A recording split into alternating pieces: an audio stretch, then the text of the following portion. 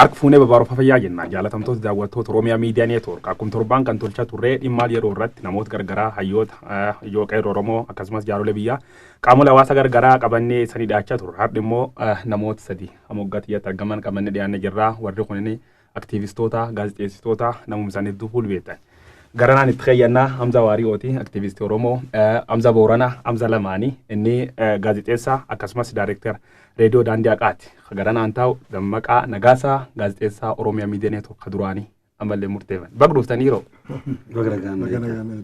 ayya isaanii uummata Oromoo bal'inaan isaan beekasanii cufa miidiyaa hawaasa kan gubbaatti Facebook kan gubbaatti gudduun barooddanii miidiyaa gargaraatti illee gudduun wayima turtanii eegi biyyi galtaniin baddan ees turtan siin itti xiyyaadhamza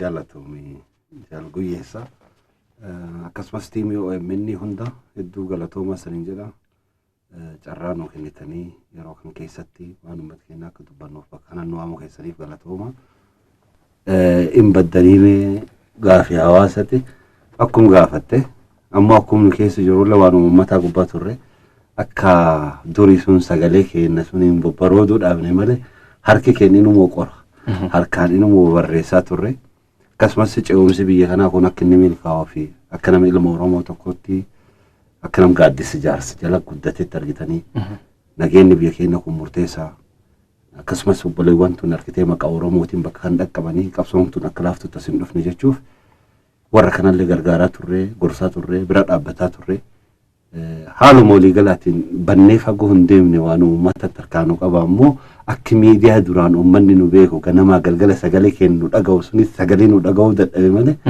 waan dandeenyu hundaan barruuf akeeka kennuudhaan kallattii yaada babarreeffachuudhaan ittuma jirra jaallan kennu immoo waan irraa hafe garitti nu bannillee warrillee na haasa'an mee dammaqaa dabra dammaqaa gaafii tokko addoon seeniin dura si gaafachaa turani dammaqaa nagaasaa sirkaalaa ta'ee jira sirkaalummaa kee jirtumoo keessa baatee dhuftee siin jedhan sirkaalummaa jechuun mootummaa ayyee guyyeessaa gaazexeessaa hedduu galatoomee akkuma walii galattuu tiimiin OMN waggaa tokkoo fi wayii booda stuudiyoo OMNitti anis deebi'uuf gammachuu guddaan qaba. Egaa OMN keessatti uummanni waan nu iyyaafatu fi yeroo rakkisaa sana keessattuu yeroo qabsoo bilbiltuu sana ani gulaalaa olaanaan ture tiimii stuudiyoo OMN bakkeewwan hedduu sochoosuudhaan gaazexeessitoota hedduu gurmeessuudhaan hojii guddaa hojjetneerra uummata kanaaf hanga tokko gurmeessinee waa bu'aa buufneerra jedhee yaada. Egaa haaluma adeemsa keessaa OMNs wayita biyyatti galuunis dhufneen ture sababuma sanaatiin eddasii deebi'uus hin dandeenye. Inni guddaan shakkiin sarkaalummaa jette naannoo keenyatti miseensa ta'uu jechuudha. Eddanii as deebi'ee miidiyaa hundeessuuf yaaleen ture garuu haala tokko tokkoon hin danda'amne. Arga dammaqaa irraa yaaleen ture hin taane akkuma argitu sooshaal miidiyaa irratti immoo baay'ee aktiiviin ture. Waan hedduus sheeppi godhuudhaan jalqabummaarraayyuu jijjiirama kan adda finnee booda gara kanatti deemsisuu qabna akka jedhu yaada guddaa ture isuma keessan ture. Karaa biraa ani qabsoo Oromoo keessa waggaa dheeraan ture almost waggaa 30 tureera. Waggaa kana ture kana keessatti miseensa paartii kamiyyuu yookaan mootummaa kamiyyuu ta'e hin beeku. Jalqaba garuu qabsoo kan hin waakkannee fi qabsoo kan hin jalqabe adda bilisummaa Oromoo keessatti. Eddan adda bilisummaa Oromoo keessaa bahe immoo miseensa OMN'ti malee miseensa gara mootummaas hin taane garuu deeggaraan ture akkuma aktiivistiitti jechuudha. Kanaafan sirkaalaa miti jetta. Hamza Waaroo si birdu. Dansa duraan dursee stuudiyoo kanatti nu afeeruu keessaniif hedduu galatoomaan jedha. Hojii boonsaa hojjechaa jirtanii akkuma asirratti agarru ijaaf gurra uummataatii OMN ummata Oromootu gadhaabe waan ta'eef uummanni Oromoo ijaaf gurri isaa akka badduun barbaadu waan ta'eef nutilleen carraa argannee asitti argamne jechuudha. Reefuu jalqaba irratti kamoggoo gaafatte durii jabo babbarooddanii amma isa dhabamtan ka jettu akka aadaa Oromootti abbaan gadaallee biyya ka bulchu tokkuma kormilleen tokkochumatu qe'ee keessaa yookiin immoo ardaa keessaa barooda jechuudha. biyya alaatti bookkisaa turre karaa adda addaatiin jechuudha. Direct or indirect qabsoo teenya gargaaruu irratti jechuudha. Ce'umsa kana keessatti carraan nuti akka baroodu kennineef Dr. Abiyyii fi Dr. Kabajaa Obbo Lammaa fa'a. Barooduu kanarraa gara mar'achuutti nu jalaa jijjiiramuu kajeelan. Isa kanatu garaa nu hanqisee jira jechuudha. Carraa isaanii kennine carraan kun immoo ummata bal'aatu ummata Oromootu amaanaa kanatti kenne waan ta'eef amaanaan sun daddaaqaa jirti waan ta'eef amma barooduu keenya sanitti ni deebina je'eetii yaada. Ammoo takka Oromoon qe'ee isaa keessatti barooduu malee mar'atee hin beeku. Qabsoo godhuu malee takka harka kennatee hin beeku. Kana firaafdiin illee ni beeka jechuudha. Kanaaf barooduuf deebitan.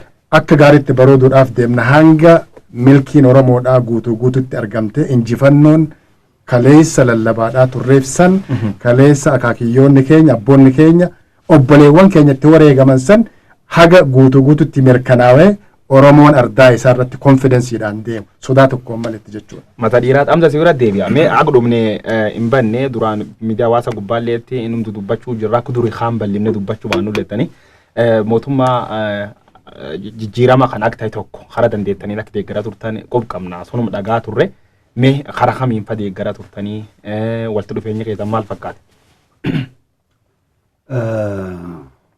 Egaa gaafiin tun gaafii Oromoo hundaati. Nulleen Oromuma keessa jirra obboleewwanti akkuma jette nu miseensa dhaaba siyaasaa takkallee miti. Waan Oromoon bololuuf waan Oromoon hawwina. Akka guutuu ilmaan Oromootti dhugaadha.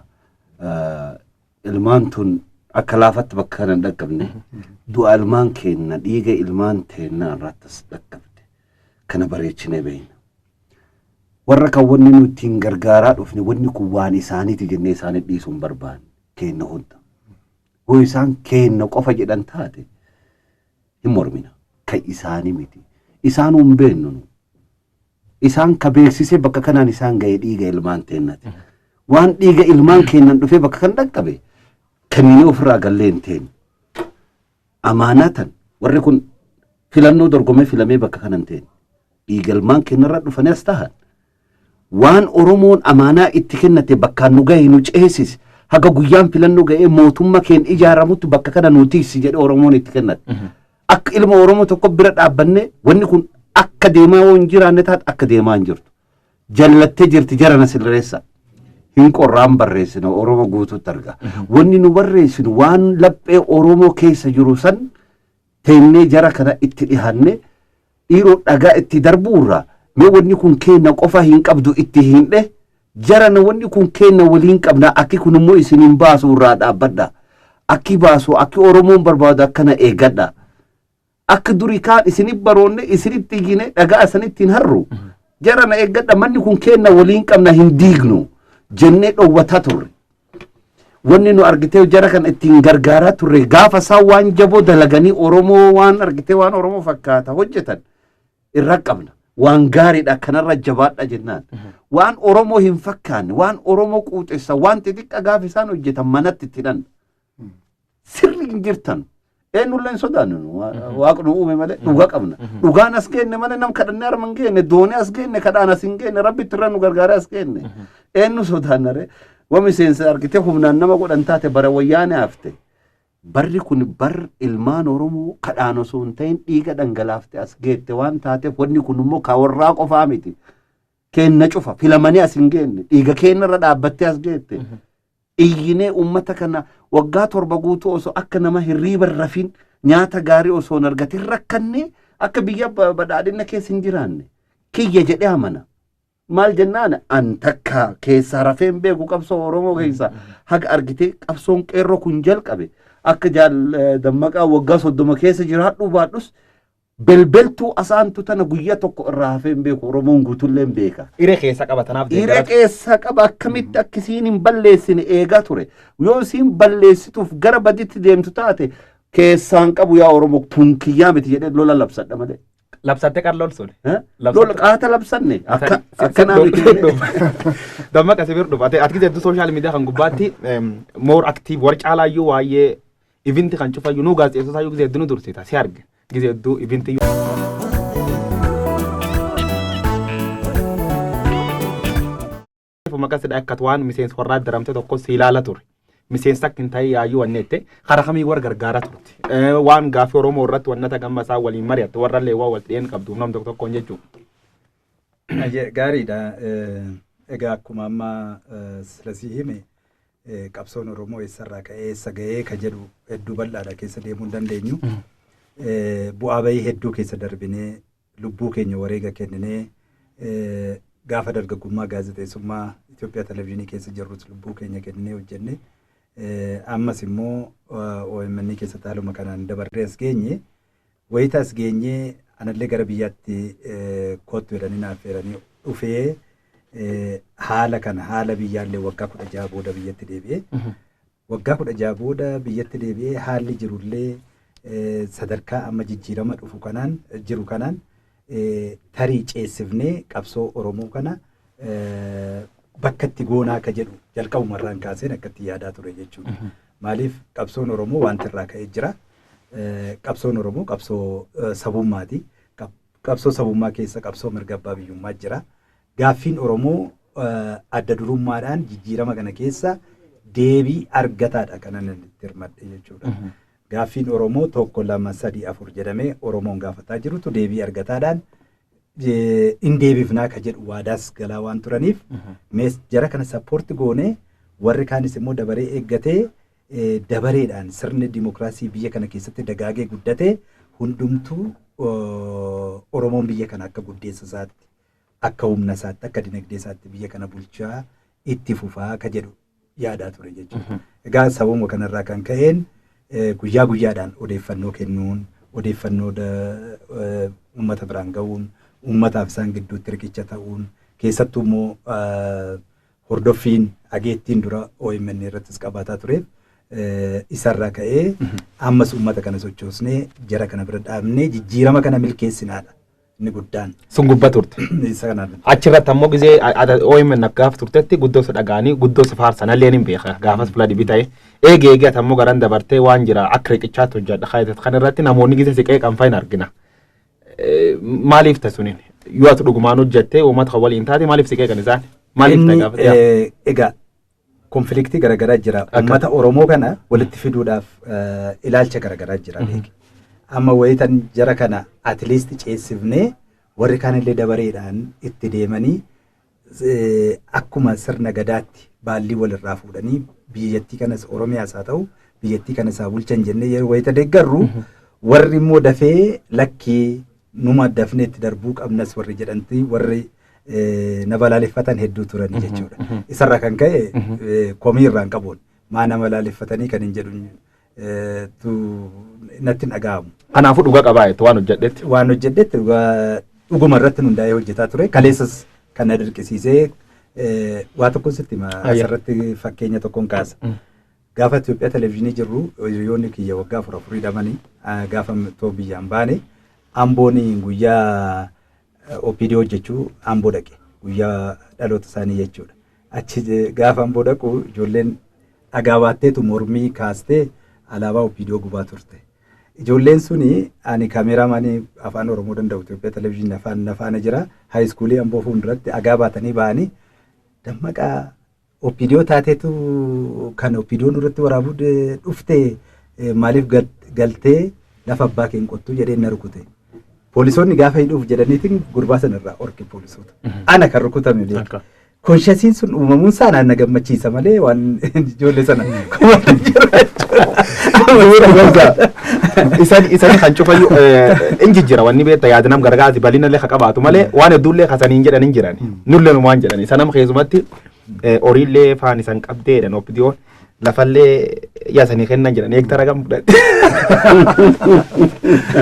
Lafa akka propaagandaa yookiin olola sooshaal miidiyaa irratti oofanii miti.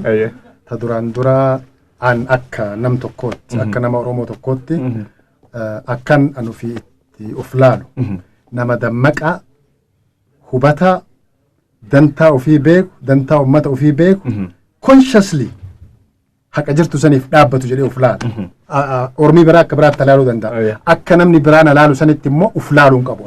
Ofitti amanamummaa hin qabu jecha. Ani qabeenya abbaa kiyyaatuun isaa mani. lafa magaalaa takka maqaan dhahu magaalaa takka keessatti kaadiremmaan OPDOdhaa tan barasanii dhuftee irraa fudhachuudhaaf akkana mummurree biizinasaaf goonaa jedhanii irraa dhoorkan irraa fudhachuudhaaf qooncoodhaa qabattee gabbaate. Lafti sun haga ammaa sakiir taate jechuudha. Ana asirratti ajjeeftanii awwaaltan malee dachii matii yatanan fudhattu jedhanii jechuudha. Abbaan kiyya jaruma OPDOtiif wayyaanetu toorchi godhee faayinalii waggaa 5 amri rabbii isa qabatte jechuudha. Sababaa sanii traumatize ta'e jechuudha. Duuba namni dhiigni akkanaa itti jiru namni gumaan akkanaa itti jiru dachii kaarameetira agasii naa kennaa jedhee kadhate. An dachii abbaa kiyyaa maaliif kadhadha? Wanni beekamu qabu jechuudha. Ammoo yoo fudhachuu barbaade immoo ardaa biyya guutuyyuu Oromiyaan guutuyyuu teenya jechaa jirra. Maali kaarameetira 200 jaanii maqaa nu baasanii tuni qaanyi ceeraa fokku akka booranni keenya ba'an. Kanaafuu ceeraa fokku gaafatamuu yoo mataan fudhannillee hin jiru lafti fudhannillee hin jiru kijiba. Aadaa Oromoo keessatti sirna gadaa keessatti kijibni ceeraa fokku. Akkanaa mira kijibni akka amantaatti illee amantii musliimaa hordofa haraam. Dhugaa jirtu irratti ragaa jiru irratti namni dubbachuu qaba jechuudha. Kanaaf anaannachuu hin qabnu. Dachii waliigalaatu ta'u Oromooti. Oromoon abbaa irratti ta'uu qabaan falmachuun nurra jiraachuu qabaan siin. Mata dhiiraa wanni nam gaafitan akkan isaan gaafa dhufee waan dhuunfaa jalqaba irra namni ta'e walta makame gaafii uummata kee jirtu. Achi duub gara warra dubbitee naa deemna tanaaf enna. Amsaatiin booranatti waan sirra kaasan keessaa bita tattanuma. Jalqab giddaa baa'uun galuu feettu abbootii gadaatu hin argine. Amzaanii sulxaana illee guddaa kennaniif waadaa galanii fi abaa'oo galchuu dhaqeedhaan. Waan akkasii yaalte. Danqaraa keessa. Danqaraa keessa. Egaa wanni kun beektaa waan dansaa.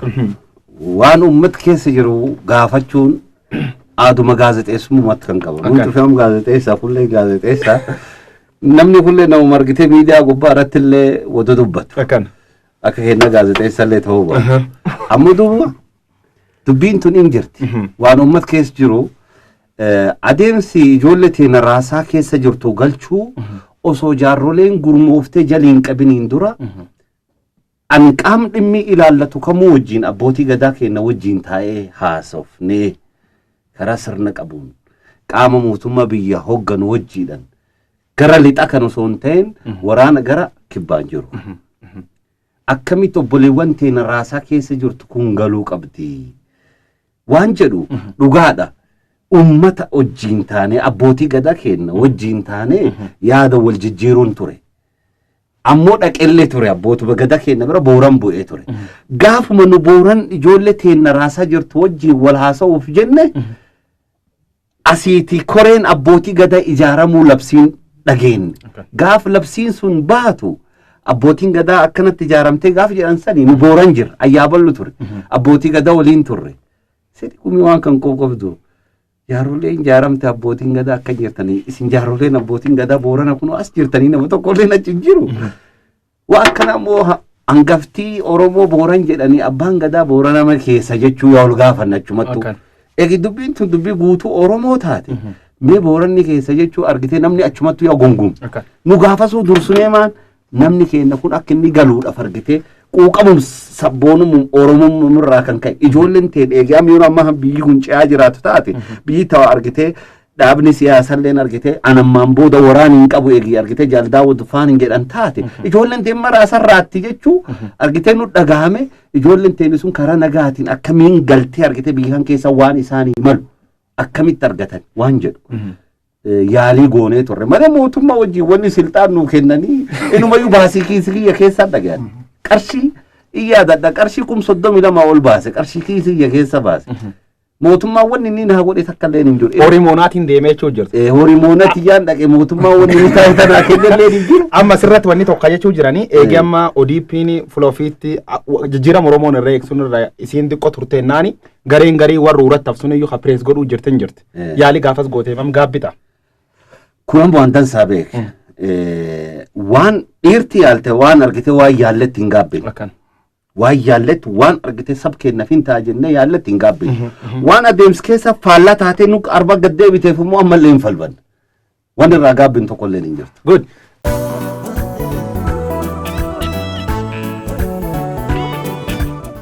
Guddaa ture. Abdiin sun amma waan laafaa dhufti fakkaatti. Keessoo ODP maal fakkaata? Qaayii jiru. Gara sanatti tun darbina illee waan sana irratti waan uummata keessaa jedhamaa jiru irratti waa jechuu barbaada. Ani eddan biyya kana dhufe waggaa takkaa fi ji'a baatii 4 akkas ta'een jira. Eddan waggaa takkaa fi baatii 4 biyya kana dhufe keessatti hojii OMN umarratti dhaabe mindaas kan inni argataa ture OMN irraa sanaan asitti qaama kamirraayyuu qaama mootummaa kamirraayyuu suumunii takka 0.05 cents kan naa kaffalee jiru. Waggaa tokko guutuu fedhiidhumaan qabsoof qabu, fedhiidhuma kootiif qabu, rakkoo uummata koo furuuf jecha baasii mataa kiyyaa, maatii kiyya dhiisee biyya alaatti, maatiin kiyya biyya alaa jiraatu, ijoolleen kiyya biyya alaa jiraatu, maatii fi ijoollee irraa gargar baatee waa hojjechuun hedduu ulfaata beeki. Kan na gargaaraa jiru ani maatii kiyya biyya alaarraa. Sumnii takka dhaaba kanarraas mootummaa kanarraas sumunii takka naa kaffalanii miti kan hojjedhe. Addattis immoo waan lafa naa kennanii yookaan waan addatti wanni jedhe akkuma Hamzaan kaasee waan naa godhan takka illee jiru. Isan keessa namni siyaasaa dhiba argatu jira. Namni takka waa kennaniif jira san keessa. Gam kiyyaa. ODP nu laaluu jira. Yoo kuballee jennu maaliif manuma itti galu sabbe. Amma manallee haga ammaatti ani kan hin jiraadhu hiriyaa kootu kaffalee jiraatan nagaraa dhugumaa jedhama isa wajjin hin jiraadha. Kan na jiraachisu isa wajjin mana sana keessa hin jiraadha kireeffannee jechuudha. Kanaaf wannaa isaan cufti dharu. Isa keessa galle hedduu ulfaata. Dhugaa.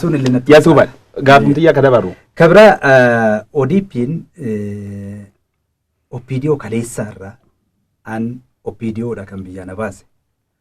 OPDO kaleessaarraa jijjiiramni dhufeera jenneetuma. Akkuma sitti hime kana keessattuu kan itti ufgannee baay'eetti waa hedduu ta'aa turre tiim lammaadha. Hariiroon tiim lammaa wajjiniin ture immoo har'aa miti kan eegalame gaafa Oromoo Protestii gaafan gulaalaa olaanaa ta'e OMN hoogganaa ture ijoollee deelii anaaf Jawaarii kan direct isaan quunnamaa ture. Yeroo sana keessatti yeroo quunnamnu wanti waliin hojjetaa turre seenaadha. Kanaaf OPDO'n kaleessaa sun kan uummata Oromoo akkaataa hundeeffama isaarraa kaasee isa keessa galuun dheeraadha kan ta'u isarraa ka'ee rakkoo Oromootti ta'e sun keessaa jarri kun tiim lammaan buqqaanii as bahanii qabsoo Oromootti makamanii lubbuu isaanii kennanii dhugaa dubbachuudhaaf lubbuu isaanii kennaniitu nuun bakka nagaa teenyeetu odeeffannoo isaanirraa fuunee dabarsaa turre. Garuu lubbuu isaanii maatii isaanii qabsiisaniitu ijoolleen aktivistoonni as keessa jiran maqaa takka takkaan kaasuu ni danda'ama. Waa hedduu hojjetaa turan. Isaan ammas abdiin hin jiru akkuma qabsoo Oromoo wayyaanee cabsuudhaan milkeessine ammas qabsoo Oromoo galmaan ga'u jenneetu yaannee itti galle jechuudha. Adeemsa keessa rakkinoonni jiranii rakkinoota kumaatama qabdi. ODP keessa rakkinoota kumaatamatu jira. Rakkinoonni kun akka isaan furamaniif yeroo hedduu argitettaan sooshaal miidiyaatti uummanni hin beeka hedduun barreessaa ture. Dogoggorri kana jira, dogoggorri kana jira, callisee deeggaraas hin turre. Waltajjii argame irrattis immoo yeroo hedduu itti himaa ture. Yeroo adda addaa Hamzaa wajjininis warri hirmaannee yeroo itti himaa turretu ture jechuudha. Innaa gaaffii Oromoo deebisuu guutummaatti ODP deebisaadha miti. Jalqabumarraayyuu kan jechaa turres kan gaafachi turres ODPtu gaaffii Oromoo hunda deebisaa jennee yaadaan turre. Garuu mootummaan kun ceesisee mootummaan uummataan filame gaaffii Oromoo tokko lama jedhee deebisuu danda'a kan jedhu. Isaaf garuu daandii ciruun sun shaffisaan itti deemama jenneetti eegaa turre.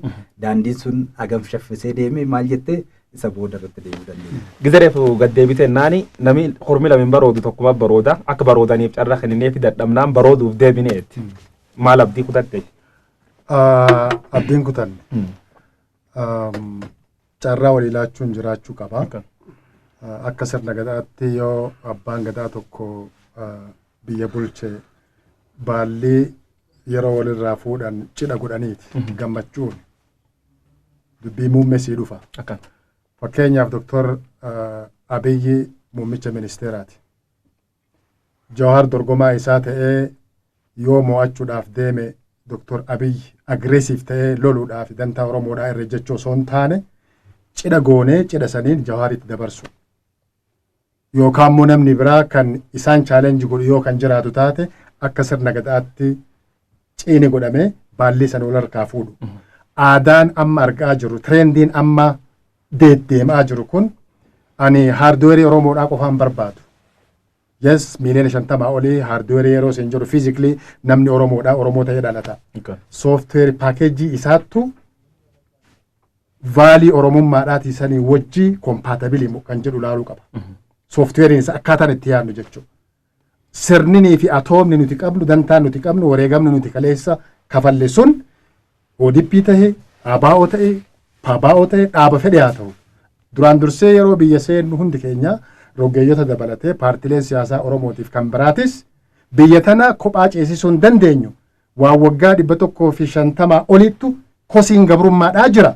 Kosii kana kophaa diiguu hin dandeenyu. Wal gargaarree walii wajji wal hubannee ilaabeedhaan ummata keenya dammaysinee barsiifnee dantaa ummata keenyaa kabachiisifachuu qabna. Dhaabonni gariin walabummaatti amanan. Oromiyaa walaboomsuu qabna jedhan. Dhaabonni kunniin hundi isaa yaada Itoophiyaa haaraa, Itoophiyaa federaalizimmaadhaan bultu, Itoophiyaa Oromoo fi Oromiyaan illee vaalii ofii haga sadarkaa ofiitiin hundi nuureeshoon laallamuu qaba. Haga sadarkaa ofiitiin achi keessatti of argee kan birootis sabni birootis achi keessatti wal argee dantaa oliyaan keessatti yoo ofiin agarree wanni Dr. Abiyyi deeggaruuf hin jiru. Wanni tiim lammaa deeggaruuf hin jiru. Wanni tiim lammaa deeggare for your information aniif Johaar Directorri media kanaa wal lollee jira waan kanarratti wal dhabnee jira sababaa saniif olola hedduun irra deemaa ture maqaa tiim lammaatiif jechuudha wal lola lafee dhaabtii miti beekaa wal lola lafee osoo hin taane politically wanni ilaalcha akka yaadaan wal dhabna ammallee yaadaan garaagarummaa qabaachuu dandeenya siigalee wanni jechaa jiru tiim lammaa kana keessatti Abiyyiif lammaan tokko dhiisi addaan hin baasinii jechaanii ture waan tokko waan baradhe qaba fakkeenyaa. Siigalaa jira. Yaadaan ODP'dhaan garaagarummaa qabaachuu danda'a. Vaalii ani Oromoodhaaf yaadu akkanan itti yaadu dantaan Oromoodhaa achi keessatti ODP keessa jiramu hin jiru jedhee ilaaluu qaba. Dantaa qabsaa'onni hundi Oromoodhaaf ni qabsaa'u yoo jedhan dantaa Oromoon itti wareegame san keessatti arguu qaba. Amma immoo yoon taanee ni baroonna wanni jechaadhaa jiruuf shirgigaata san argaadhaa jira. Waa keessatti argaa. Wanni keessatti argu sun ODP tanatu konfidensii dhabe. ODP tanatu Oromaan irratti geerarsiise. ODP tanatu ufillee tuffachiise ilmaan Oromoodhaa tuffachiise jechuudha. Mata dhiiraa dammaqa birdhuuf waan kan irratti waan dammaqa keessa horuufa caamsasiisit deebi'a. Dhiyootan masaaraa mootummaa gizee banam daawwatte turti. Achirra jabduu aartee jecha dhagaye. Maal si aarse? Wanti na aarse waan hedduutu jira. Akkuma waliigalaatti kan inni kaase akkuma jirutti ta'e Hamzaa Waariyoo sirriitti kaaseera. Anillee yaada isaaniin qooddadha. Wayita qabsoo kana xumurree biyyatti galuuf jennu aniif obboleessi kiyya Jawaar Mahammad waan hedduu waliin dabarsine rakkoo hedduu waliin dabarsine halkanii guyyaa laaptooppii walitti hinee hojjennee hanga sadarkaa fayyaa dhabuutti hojjennee asirraan geenye. Gaafas dhumarratti findhee as galuuf jennu tiim lammaa kun akkuma nu faana hojjetaa turan kanaan akkuma inni kaase kana Abiyyii fi lammaa wal dabarsuu aangoo wal dabarsuun uumame. Sababiin ani OMN keessaa ittiin ba'es sababa jara kanaati. Sababiin ittiin dhaabe. Gaaf sana Jawaar hunda keenya caala waan akka inni hubatu har'a inni hubataa jiran. Gaaf sana garuu anaan na amansiisuuf hedduudha ma'ee ture. Garuu harkaa fudhachuu hin dandeenye. Lakkii wal dabarsuun qabanii abaluma ta'uu qabaa. Lammaan nuti qabatee nusitti deemuu qabna kanumaan deemu lakki jarri akkas jedhaniiru waan kanaan gargar baane jechuudha. Anillee waan ittiin gargar baane waan nasiin OMN ittiin naan har'a dhaabbadhee garuu gaabbeera. Fudhadheera yaada isaasan. Inni kan biraa wanti nama aarsu waan hedduutu jira. Tokko ani kan yaadaa ture bu'uurumarraan kaasa gara maasaraatti tun deemee. Gaaffiin Oromoo gaaffii sabummaati yookaan jedhu gaaffii sabummaa sana keessatti wantoota deebi'uu qabantu turani. Tokko gaaffii mirga abbaa gaaffii sabummaa keessa gaaffii abbaa mirga abbaa biyyummaa jira. isa keessatti gaaffii Finfinnee Oromoodhaaf bu'uura. Isa kanarratti waa xiqqoo deebisuudhaaf yaaliin ce'umsa kana keessatti godhamee hin jiru. Waggaan ilaalu waggaan asiifachi deemee dargaggoota kana dubbisee waan adda addaa argu nafxanyaa sodaatanii mana duwwaan kottuuti waraqaa eenyummaa fudhadhu hatanii lafa isaanii irratti dachee isaanii irratti hatanii innummoo ittiin arrabsamaa saaxilamaa turan jechuudha. Inni na aarsaa ture. Karaa biraan dargaggoonni qeerroon naannoo kanatti ijaaramanii ijoolleen sun daandii irra bulaa mana wanni keessa bulaa garii warra yuunivarsiitii irraa ari'aman qabsoo Oromooti. Waa hedduu sin argitaniitu keessattuu OMN hin deemtaniitu. Ijoollee sanaaf jaranaa bakka hunda deemee waajjira hunda deemee tan ofii kooti jaranaa ijoolleen hammi kun ijaaramaniiru. Kana gargaara. Ijoolleen hammi kun ijaaramaniiru. Kana gargaara. Lakki adeem nuni afur taanee bulchina. Adeeppaa fi uummattoota kibbaati. Maali taanee bulchina. Kophaa keenyan bulchinu ijoollee kanaaf deebii kennuudhaan. Gara mannaa dhagnoo lafti sun yookaan silxeetti gurgurame yookaan nama biraatti kennameetu argita jechuudha. Kun nama gubaa akka malee nama aarsa. Ijoolleen kun wareegama kaffaltee qeerroon akkasitti yuunivarsiitii irraa ari'amanii warri isaanii itti deeganii gaaffiin Oromoo akkaataa kanaan dadarkaa deemuun hedduu nu aarsaa ture jechuudha. Kan itti fufeeyoo waa'ee afaan Oromoo waggaa 150 waggaa 50 guutuu Oromoon itti dhiigaa ture. Gaaffiin afaan Oromoo yoom deebi'a jennee waltajjuma arganne irratti gaafataa oolu. Jennaan obsaa lakki amma kunoo akkatti deebisuudhaaf kan akkasitti deebi'u. Wayitaa dhageenyoo karaa biraatiin waan biraatu hojjetamaa jira jechuudha. Muummichi ministeera karaa saayinsawaa ta'een deebifnaadha. Saayinsiin barbaada afaan Oromoo afaan. Kun labsii guyyaa takkaatiin odoo akka Oromoon itti wareegameef mirga isaa kabachiifachuuf nuun lakki jarri kun nu deebisu jennee itti kennuu imaanaatti kennuu baanne Oromoo nu barqaata deeffatee ture. Kanan nu gaabbisiise nu aarseeras. Masaraa qooti. Gara masaraatti hoggaan dhufu waan masaraa irratti sirriitti barreesseera. Masaraa irratti ituu masaraan naqiini waa'ee madda marii irratti daayirektarri OMN Jawaar Mahammad illee ni ture. Kurruftuu irratti leenjii waamamne ture. Leenjii waamamne sana irratti carraa ka argatee dubbate Jawaar ture.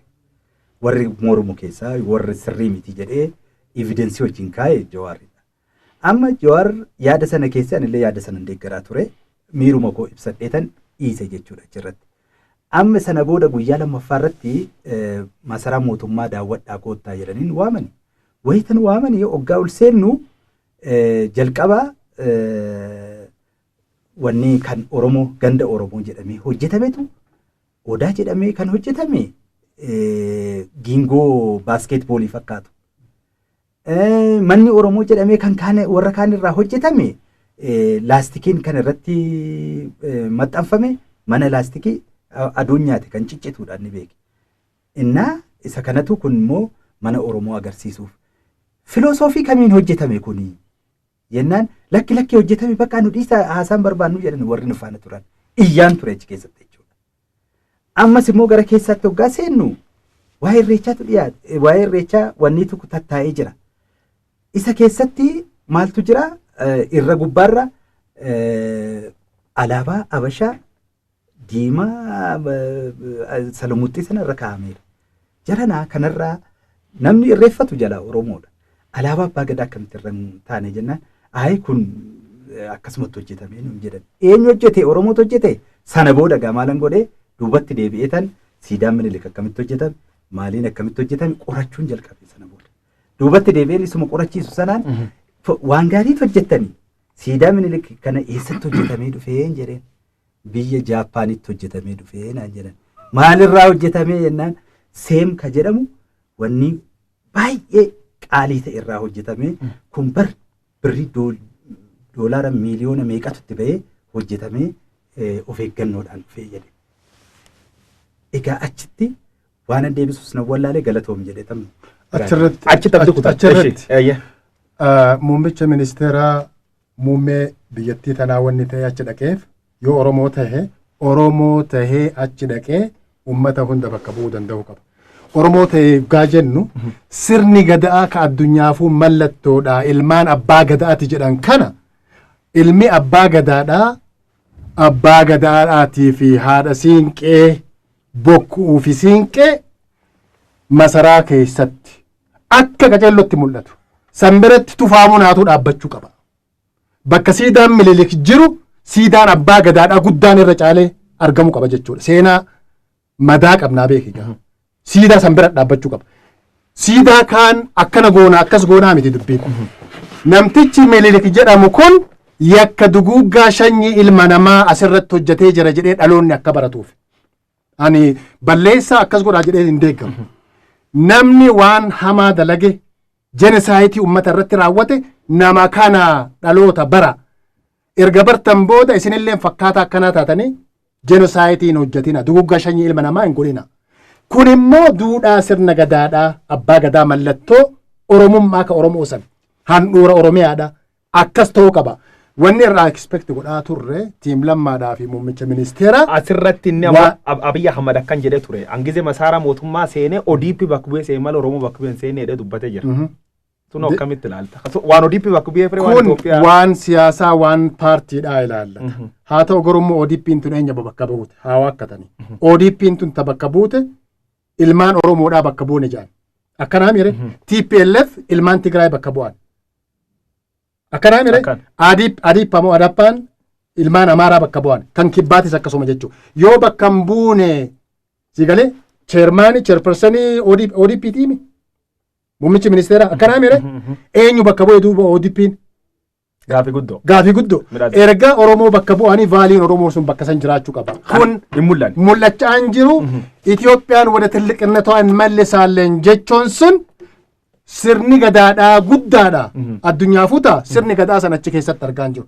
Afaan Oromoodhaa afaan uummata miiliyoona 50 olii 70-80 iyyuu ta'uu danda'a. Biyyoota ollaatiin wajji. Afaan Oromoodhaa sun hin jiru. Aadaan Oromoodhaa balfamaa jira. Achi keessatti yoo diversitiin akkasii ka kabajamu taate federalizummaan dhugaa akka jiraatu taate ilmaan naftanyaadhaa qofa achi keessatti akka geeran hin barbaachisu. Federalizummaan dhugaadhaa isteeta 9tu jiraami. Isteeta 9 kana bakka bu'ee masaraa san keessatti kan sirbulleen isteeta 9 bakka bu'ee afaan kun hundi achi keessatti mul'achuu qaba. Federalizummaan dhugaa san sun mul'achuu hin jiru. Superiority afaan Amaaraatii fi naftanyaadhaa qofa achi keessa leellisuu malee afaan Walaayitaadhaa kan Sidaamaa kan Oromoodhaa kan Guraageedhaa kan Somaaleedhaa kan Affaarii fi keessattuu saboonni cunqurfamoo ta'an masaraa san keessatti hin jiru. Waltajjii san keessatti waltajjii san irratti wanni calaqqisuu qabu federalizummaa dhugaadhaa ka arguu barbaannu san federalizummaa Itoophiyaadhaa ka dhugaa arguu barbaannu san ta'uu qaba. Eenyutti gaafatama? Muummicha ministeeraattu ka itti gaafatamu. Maaliif jennaan ilma abbaa gadaati jedhee achi dhaqee erga ilma abbaa gadaa ta'e guddifachaadhaan kaan ofitti maxxansitee kaan fiddee ilmi namaa walqixxummaadhaan haa jiraatu. Duudhaa qabna sirna qabnaa jira. Walqixxummaadhaan haa jiraatuun mirgi kee irra ejjetamee sirratti haa geeraran jechuu miti. Kan argaa hin jirre of keessa deebi'anii of laaluu danda'uu qaban. Midhaaddu amsa si birdo asirraa ture. Atini raadiyoo daandii akka bara hojjattutti walbe ati na beektaa guddoo sin beeku. Walillee kontaakti godhatu dhumumirra dhuftee mul'atte gaafas guguddoo hojjatte. Amzaan mucaqaroodhaan gara kennoo si faasaniin dhageen. As dhuftee gorsuu dadhabdu moo nam gorsi keessan sanirra fudhadhabdani. Akta tokkorraa waan dhiyaataniif jechuu kiyya. Waan kaniin agartanii akka uummata Oromoo kiraa godhuu jiranitti himtanii mala nami san dhaga dhabdani. Egaa yaadni gurguddaan amma jaallan kiyya kaasanii jiranii dhugaadha. Gorsuuf argitee hedduu qalbiin nu dhihoo jirti. Nama abaaruu irra Oromoon gorsaaf dhiyaata. Yaa guddollee yaalle. Yaa dhandheeman isaanii itti kokkifnellee itti seenne itti duunnellee yaa gorsine. Warri kun beekta waanuma ajaa'ibaati. Jaruma kaleessa nu ajjeesaaf nu huysisaa ture. Madaa qabna. Madaa keenna kana. Obsi garaa jennee warri taayitaa gubbaa jiru dhiigalmaan keenna gaaf isaan dhugaa turan beeknan. Warri taayitaa gubbaa jiru tokko tokkoon aanaa irraa godina irraa haga naannoo federaalatti isaan beekna. Waan isaan Oromoo godhaa turan. Barri kun hin darbaa. Ce'umsi kun hamil kaawwamee waan garaa qabnu hundi keenya garaa qabanne guyyaan haa dhuftu jenne osoo keessi keenya nu dhukkubu nama jennee waa bira dhannu beektaa akkuma isilleen of tuultee nama fakkaattee xibaaruu feeti beektaa balbala si jalaa banuu fadiddi nama taate isilleen warruma biyya bulchu kana beek nama taate warra namooma hin qabnetti si beennan oppitiyoo saree har'i barri jijjiirame jira mee waan garaa qabnu garaa qabannee mee haa gorfannu siin jedhe jira abaaruu irra gorsattu nuu dhiyaata aadaa kenna akkana nu barsiise jaarsattu gaaddisa jala nu barsiise liqimsine yaa gorsine yaa waan dandeenyutti himne akka dadhabne yaa gumii oromootti illee barreessine himne jarri kun akkana jirti yaatti dhandhee himne yaa oromoo dadhabne jenne hanqinni isaan qaban osoo gumitti himin dur waajiratti itti himne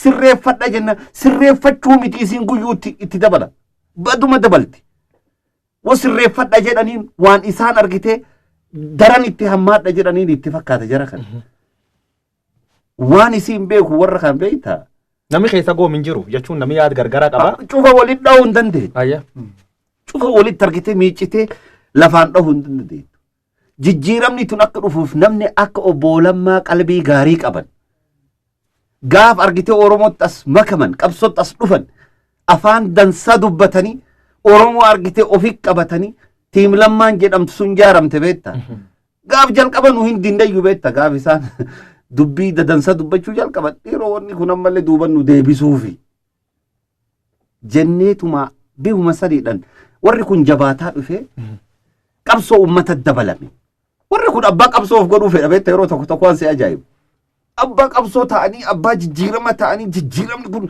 aarsaa nu kaffallee dhufne jedhan waan ummanni keessa darbe hin beekanu ummanni saree taa'e haadhi reenfa ilmee ofiirra teesse guyyaa tokkotti abbaan ilmaan isaa sadii dhabe ilmaan oromoo boolla tokko keessa bakka meeqatti awwaalamte akka laafatta siin geenne duuba warra kan itti dhiyaanne hamaadha cufii jechuun hin danda'an ka keessa goomu ka hin jira ammoo ka eegi dubbiin mataan hammaatte mataan eegi mataa yoo hammaatte gaafumsa boonuma dha'uu jalqaban lammaafa gaafum dha'uu jalqaban si dhiiroo dubbiin kun garam jenne akkasiin tolaaf hin taane yaa argine yaa dubbanni oromootti illee gaafum lammaa kaasan irraati dubbiin tun tolaaf hin deemu. Asitti lama fagaam muummichi ministeera kaleessaa EBC OBN gubbaa taasaa keessatti lamma akka waan nu haamni faatu deessanii kanaafuu kan ijoollee bulchuu danda'a kanaaf garan ol qootti enne fular goomni finneedhaan hundara.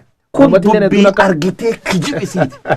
Umrumisii kijiba keessaan baatu jarritu. Inuma kijibdi beektaa. Waanum qajeela isiin dubbattu muraasuma argita. Irri caala hojiif dubbiin isii waliin simu. Maan fedhiin isii kasana gartana. Amma beektaa tun dubbii gaafa jajjabdu waan itti jirru kana. Namoonni nu dheekkamne akkana lollee argitee dallannuufillee keessi kennu gubatuufi. Bakka ummanni isii kaawwate jarrituun hin jirtu.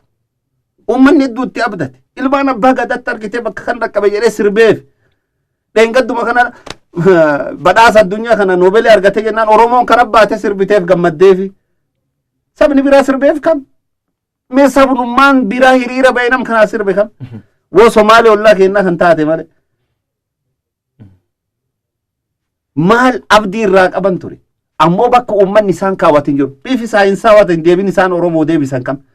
Eenyu isaan hayyoomni isaan argite ka Oromoo hayyuu Oromoo cufa caalee isaan ife bifa saayinsaa waan deebisan. Saayinsii kami baratan? Saayinsii isaan baratanii argite bifa saayinsaa waan gaafii Oromoo deebisan. Gaafiin Oromoo diddibaan barbaaddu. Gaafii qajeeltu. Sabaaf sablammiin birallee waan nu mormuu miti. Gaafii haqaati. Hin sodaattiin kijibdiif malee. Namni siin sodaatan gosi tarka qabedhan olii pisii bulchuu jira. Nafxanyuun tan sodaatti gaa. Nafxanyaan kadeen gadam shimallis argite nafxanya cabsinee jirra jennaani. Akkana xiyyitu tan warri amma mataan dhukkubee jira. Ijoollummaan ta'e namta nafxanya sodaattu tun. Waan dhimma finfinnee dammaqaan kaasee jira. Nafxanya sodaatti. Wanni jal deemu cuuf nafxanya hin bootti. Waraqaa eenyummaa argachuuf woo kennu barbaadan nafxanya sodaatan. Gaafii afaan Oromoo deebisuuf eenyu sodaatan. Nafxanyuun kan sodaatti malee. Masara keessatti eenyutti isaan gorsa jira. Nafxanyuun kan sodaatti. Ganamaa galgal maanti itti naqam. Soda Oromoo itti naqan. Eenyuttis gorsa jira muummichi ministeera Oromoo kamittis gorsa jira. Sabboona kamittis gorsa jira. Ka jala jiru kami. Daaqonoota fi warra qeessotaa fi akkasumas argite Oromummaa jibban. Warra matatii fi digimtii qaban sanuu. Warra Oromummaa argite Oromummaan isaanii tadhataa.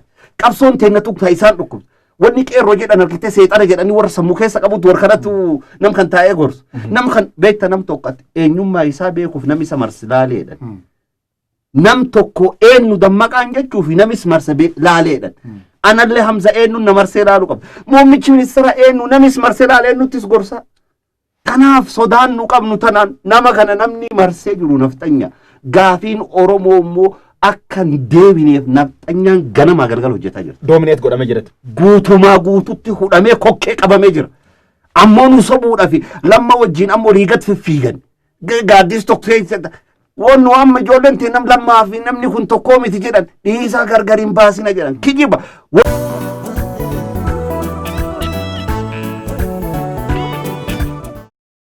Midhaaddu dammaqaan badammaqa akka jechuu jiranitti garee kana garaagarummaan jidduu jiraachuu uummataa godeessuu jalqabe yaayyuu obbole.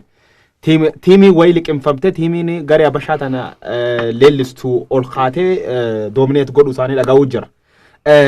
Kan keessa wanna tagartuu aggaamii yeroo dabre Johaar Mahammad irra godhamirratti adoo mootummaan naannoo Oromiyaa gabbayee waan sun dinaawunsi yookaan waan ta'uun maliin jedhu adoo gaaddisii Oromoo waan ta'uun maliin jedhee waliigalee mormuu gareen ammoo Facebook irra gubbaa baatee faayit godha turtin jirti. For example taa'ee danda'a agammaatti struggle godhuu jira dabalataan qaamoleen federaala mootummaan naannoo waan dhibeedha federaalii waan dhibe jedha. Warri kun ammoo wal tokko bulchiis tokko warri lamaanuu adduwaayi.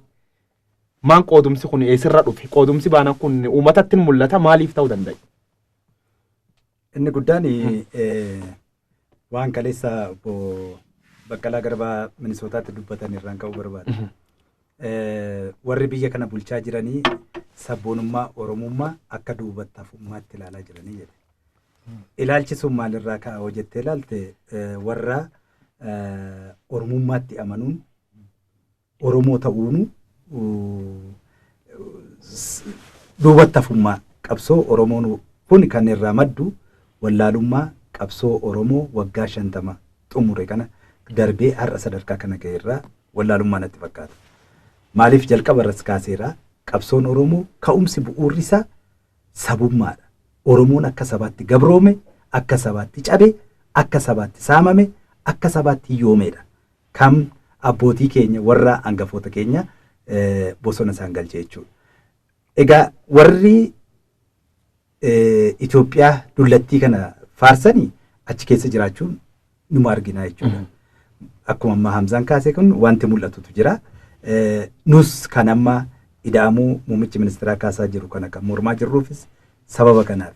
Gaaffiin Oromoo akka sabaatti gaafatame. Odoon deebine Itoophiyaa dullattii Oromoon kaleessa ittiin cunqurfamne, cabne, gabroomne, sanyiin ittiin duguugame jedhee mormaa jiru ishee addeebisuudhaaf karaa biraatiin addeebi'uu jechuun Oromoo irratti yakka dalaguudha. Isaan kun garee warri isaan kana leellisanii ni jiran, ni mul'atan ODP keessatti ifaan ifatti jiran. Warri immoo tiim lammaa kana jennu keessatti sabummaa, sabboonummaa, Oromummaa nuuka qabsoofneef Oromoo fi dura nuutuu akka Oromootti walitti ida'amuu qabna. Oromoon deebii argachuu qaba. Maaliif Oromoon akkuma qophaa'etti jira har'as. Waajjira federaalaa bakka barbaadde deemi kan dhuunfatee jiru nafxanyaadha. Dinagdee warra ministeera gabiyochi deemi, gumruukii deemi akka jirutti kan dhuunfatee jiru nafxanyaadha. Waajjira kam keessatti iyyuu inumaayyuu kun baay'ate jedhamee waajjira maasaraa mootummaa keessaa Oromoon ari'ameetu ba'e beeki. Akka jirutti nafxanyaadha kan dhuunfatee jiru jechuu dandeessa. Warra achi keessaa ba'e eenyu tokko lamaan beekna asuma jirra. Biyya kana jechuu ta'e. Oromoon achi keessaa maaliif haxaamee ba'e mataarraa jalqabaa jechuudha. Kanaaf inni kun dogoggora guddaadha. Ammallee dhaabbachuu qaba jennee kan mormaa jirru isa kanaaf jechuudha. Garee tantamittirraa waan caal fakkaata. Garee lamaa wal mormuu jirtan. Gareen kun beekamaadha. Humni Oromoo eenyu harka akka jiru beekamaadha. Gareen kun alagaa abdatee deemaa jira. Hagami sabaasaa hin beeku. Gareen sabboonummaa qabu garuu naanna'ee uummata Oromoo wajjin jira. Uummata Oromoo bal'aa wajjin jira waan ta'eef gareen mo'uu danda'u beekamaadha. Kana Jawaar ibsuu danda'a. Ulfaa erga kan jedhu akkuma garrutti dammaqaan ammaan tayaa'u jedhee mootummaa naannoo federaalaatti warri naftanyaa kun dhuunfachuu dhageenne asum deebisi hamiidhama Oromoo hawaan hedduudha Oromoo. Isaan ammoo sabboonummaa Oromoo kanayyuu extreme nationalism kana jijjiiranii waan amtu Oromoon jedhanii am fakkeenyaaf OMN ka'uu Jawaari ka'uu seeraan ka gaafatamnuuti jedhanii duul guddaa banuu jiran. Duuli kunini adu balleessanii qacceen maal jedhanii garaftuuf mayyite jedhanii. Warra gana daba ganga namatti hojjate amile kamii nama kayittiin akka nama baaruu jira. Maaksareefuu jette san anatu jechuuf ture irra turte na jalaa fudhatte kan akkasumatti guddifadha. Tabiraata itti eda'u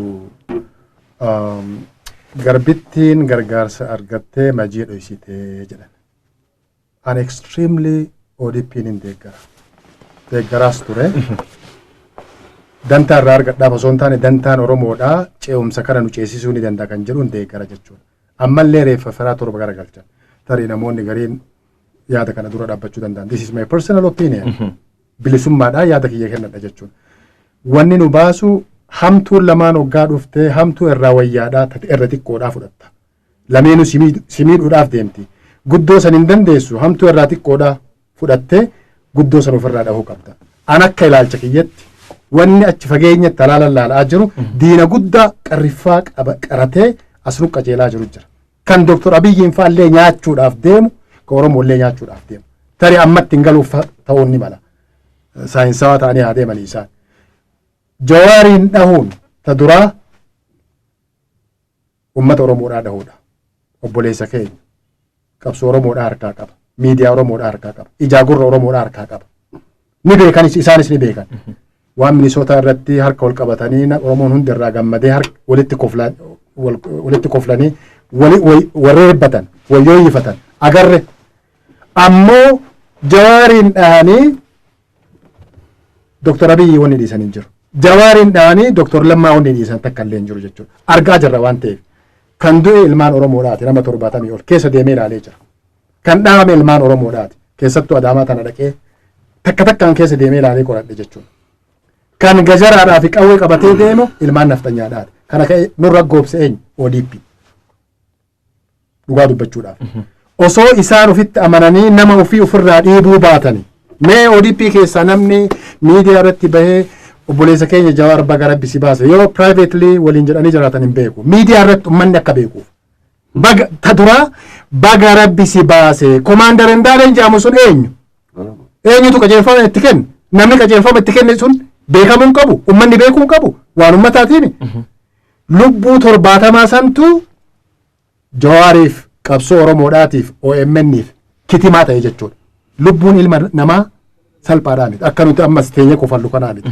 Haati ilmaan irraa duute san hagam gadditii hagam gaddaaf gadaduun itti dhagamaa beekuu danda'u qabna. Rabbi warra jannataa isaan haa godhu. Warra madaa'ellee rabbi isaan haa fayyisu. Vaalii tana walii dhabne. Ibsi isaan baasan vaalii Oromoodhaa waan keessaa calaqqisuu miti. Muummichi ministeeraa osoo Jawaariin ajjeesuu barbaanne yookiin hidhuu barbaanne akkana barbaanne san jechuu dura garuu obboleessa kiyya Jawaar.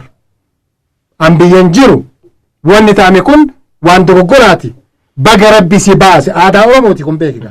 Baga rabbi si baase waan ta'ame immoo akka mootummaatti faana boonee qoranna jechuun osoo jiru poolitikaa walirra dalaguun ijji uummataa isaan argaa jira jechuudha. Kanaaf ammallee dabareen qabdu ala keessaa fi biyya keessatti akkuma reefuu makmaaksa jette qacceen ofii dhooyite deebitee ofii iyyitiisan kan du'es nuyi kan dhaames nuyi maal jechaa jiran. Nuti biyya Amaaraa yookiin immoo Tigraay dhaynee biyya san keessaa baha waan akkasii kanneen hin jenne. Hiriirri bahamelleen bar mancaa fi yookiin immoo qawweedhaaf waan akkasii qabatanii hin baane bar. Ijoolleen tun akka deemokiraasiitti iyyate Jawaar. Roorroo akkanaatti natti dhufe erga jedhe waan ragaa qabatamaan oodiyoodhaan jiru. Waan dhageenyu jechuun waan uummanni dhaga'e.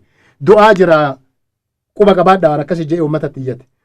Qeerroonii fi qarreen uummanni Oromoo bal'aan gabbahee nu jalaa ajjeesuun qabdanii ilma keenya jedhee hiriira bahuun sabni biroo saba biraatu qoofii miti. Nafxanyaan ijaaramte iizeemaa isaanii wajji paarlamaa keessa jirtuu fi abin kan ifaan ifatti labsa'aa jirtu.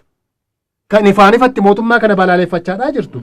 Fonqolchuudhaaf indirectly warra irratti dalagaa jiru. Osoo nuti Oromoon bobaa keenya jala qabannee ODP'n teenya muummichi ministeeraa keenya tiim lammaan keenya Jawaarii fi waliin toltani Oromoo waliin tolti. Waliin tollee immoo saba biraatiif illee taana. Saba guddaa. Saba gaachana qabu. Saba biyya ardaa guddaa qabu. Biyya guddaa qabu. Nama biraatiifuu dabarree ni taana jennee biyya keenya keessatti ilmaan gabbaanii deeggarsa ofii garsiifatan. Maaliif deeggarsa baafatan jedhee naftanyoonni qawwee qabatee eessarraa duulee dhufe ni beekan. Ragaa ni qaban. Miidiyaanuu yeroo adda addaa dubbataa ture. Uummanni ni arga. Osoo kana arganii immoo gara Oromootti deebi'anii immoo Oromoo shoorarkeessuun badii guddaa yakka guddaa ka hunda keenya waliin nu balleessu waan ta'eef.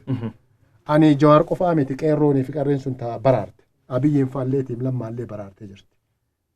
Osoo nageenyiniif tasgabbiin buu baatee Jawaar fa'aa fi paartileen Oromoodhaa abbootiin gadaa gabbaanii dhaabaa hin jenne yoo hiriirri kun dhaabbachuu dide. Qawween hin jiru. Yoo armiin dhufee ijoollee tana lafarraa duguuge jenosaayitiin biraa uumameemi. Akkanuma kanaa biyyi tun badda jechuudha. Akka Siiriyaa fi Yamanii qofaa miti beekika. Dachiitu bada. Dhiigatu dhangala. Wal balleessine moo balleessine. Maqaan keenyallee seenaan keenyallee bada jechuudha. Kana itti yaadanii of keessa deebi'anii waan kana qaceellootti qorachuun barbaachisaadhaan jira. Midhaan Hamza waan dhiyootaan taa'an lubbuun namoota 70 waliin madaa'e. Namoonni hedduun balleessaa gaafas taati. Jawaar waan akkanaan irra ta'e barreessu isaatiiyyuu ODP keessa yoo baanii namni akka maalii fi wanneedhaa Dr. Abiy Ahmed wataaddarri bira dhufe pushaappiin deebisee kanaafuu Jawaar itti gaafatamuu qabaa itti bashaan duuba push godhuu jirtu. Dhugaa jirtu akka nam tokkoo taatee yaaddu balleessa taateef kiraayisisii taateef itti gaafatamaan hin ta'u qaba. Balleessaan kaabbaa biyya bulchooti. Maal taate jarana adii olitti himna beektaa? Aniin tun amma armaa ba'ee bor du'uu danda'a. Reefuun kan du'uu danda'a gulan. Waasii bahu. Yoo dubbanne dhugaa dubbannee gargar galla. Dhugaan nu baasa. Dhugaan as dhaqqabne. Maan jedha namni kennuu mammaaku harki dhiqatan gara jaalata dhugaa dubbatan waaqa jaalata. Dhugaa atii dubbanna. Biyyi kun nageenyi isii akka eeggamuuf waajirri baname waajira nageenya biyyattii jedhame dhaabbatetti jira. Taatee kamuufu xiqqaa hamma guddatti ka itti gaafatamu jira kan. Halkan saa 8 nageenya nama kanaaf ramadame bayii bakka dhiisi sunuu dhoksaan osoo namni san dhagahin. Maal jechuu kun? Siree irratti ajjeessu barbaadani mucaa? Nageenyi sunuu komaander jedhame ka maqaa qabu. Ta afaan Oromoo dubbatu. Ta amma ammallee hin hidhamin nami kun. Amma ammallee kaan hidhamin ammallee waajira keessa jiru. Biyya kun. Biyya diigamte jechuu malee mootummaa iyyuu hin qabdu. Namni akkan namaan jedhu kaa gammamaniidhaan seenin Jawaaritti gaafatanii. Kun dubbii dabaa cubbuu fiixate. Muummichi ministeera kan agammaa hin hidhin. Ka warri nageen hoggan waan kan hagammaan qoratin hin gaafatin. Dubbi dabaati dubbiintu dubbi laaftumi halkan saa 8 osoo inni isinin dhagahin. Biraa deemammaan nam argitee amaarri ijaaramtee ajjeesuuf ganama galgal itti watwaataa jirtu.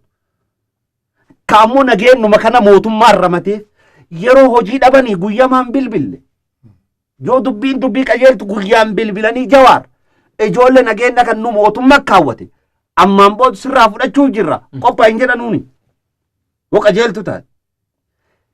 Dubbii kana Jawaaritti itti gaafatama jedhanii beekta dubbii Ableen Colataan dubbat tokko jira. Gaaf nafxanyaan nafaarsite yaa dogongor guddaa hojjedhee of beekadha.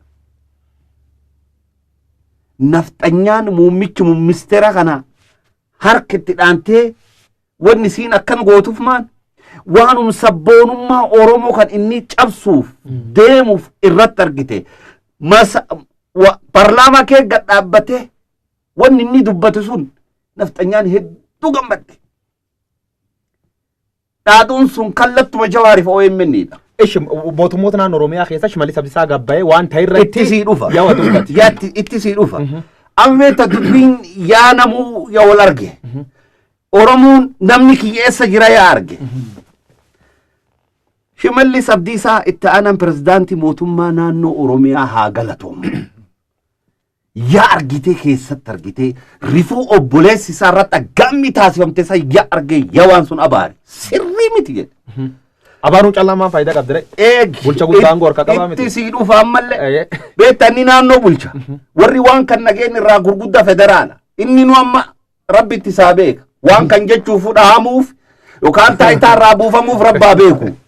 Inni akkisiin itti jirtu. Ijoolleen moodeeppi keessa jirtu kan hagariin dubbat hagarii yaa argite akka hamtuu keessa jirti. Manisitti yoon doorsisatti afaan banteennaan beekadhu jira. Hin arginuufi sabboontota hedduutu amma kun akka itti cuqqaatu dhabdee rakkoo keessa jirti. Odeeffannoo qabna. Odeeppiin cufii gadheedha jechuu hin dandeenye. Ilmaan Oromoof quudhitu sabboontota kee ciisa. Ka argite akka itti dubbatu Jawaarraa dubbachuu dadhabdee akeekkachiisa manatti itti dhufu. Muummichi ministeera gaaf dirree kan keessa rakkoon itti galte beekta tiishertii yoo hin jijjiiratin masara mootummaa fiigee dhaqee dubbatee ibsa kenne. Raashiyaa irraa ibsan kennu. Halkan Jawaar ajjeesuuf gujeedhan san dubbii daa'imtu daqiiqum sun keessa dhagaa. Muummichi ministeera biyyattiiti. Yoo quudha saba kanaaf qabaat ilmaan Oromoo 70 duute. Yoo argite hadooddii qabaat guyyum sunu inni ibsa kennu qabatu. Dubbiin maan sunu dubbii Jawaarii miti dubbii ilmaan Oromoodhaati. Dubbii kan itti sii dhufa. Jawaar nama argite harkan isaa 8 siree isaa irratti biraa deem jedhan mucaan kun maan gochuu qabu.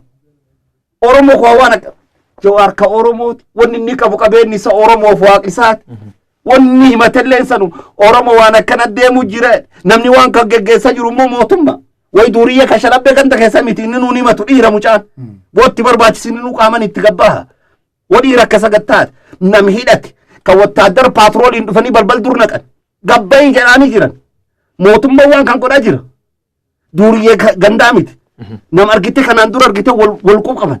Ka karaa seera wal dubbisanii nagaa wal gaafatanii waan kan halkan qixxee godhaa jira. Wanni godhe Jawaar. Oromoo waan akkana deema jira qabaadhan. Hiriir ba'aa lubbuu hinaan bisaan jenna. Jawaar yoo akka wardeeggar namni gadi naasaa ture beektaa. Ado Jawaar qeerroo na Jawaaritti obsa nuun jedhee fagaan obsineedha. Namun gargaarsaa maaliif akkatan? Addi wal dubbanna Jawaariif malaas jirti. Jawaariif malaas hin jirtu jarri tun. Qeerroo yeroo meeqa tasgabbaa'a bakka deemu cufat ijool eega. Tasgabbaa'a yeroo kenninaaf jar kana. Namni oppidiyoo odeeppi akkana qabee irra akkana qabee deema ture Jawaari miti. Isaaf malee jirani. Ammoo deebitee isin harka si nyaachisan deebite ciniinuu barbaada. Amalumisitti akkana waan kana minafxanyoonni Jawaar duu hidhamuu qaba fannifamuu qaba ka jedhan waan isaan qofni geggeessanii miti garee wal ijaare haga sadarkaa masaraa keessatti wal ijaare haga sadarkaa amantiidhaan gandaa wal ijaarte hojii hojjetamaa jiru malee hojii laaftu miti. Hojii tanammoo warri muummichi ministeera cufa kuma qaban. Ina baarree gamma waan kana nama hojjete hagamma hiniin.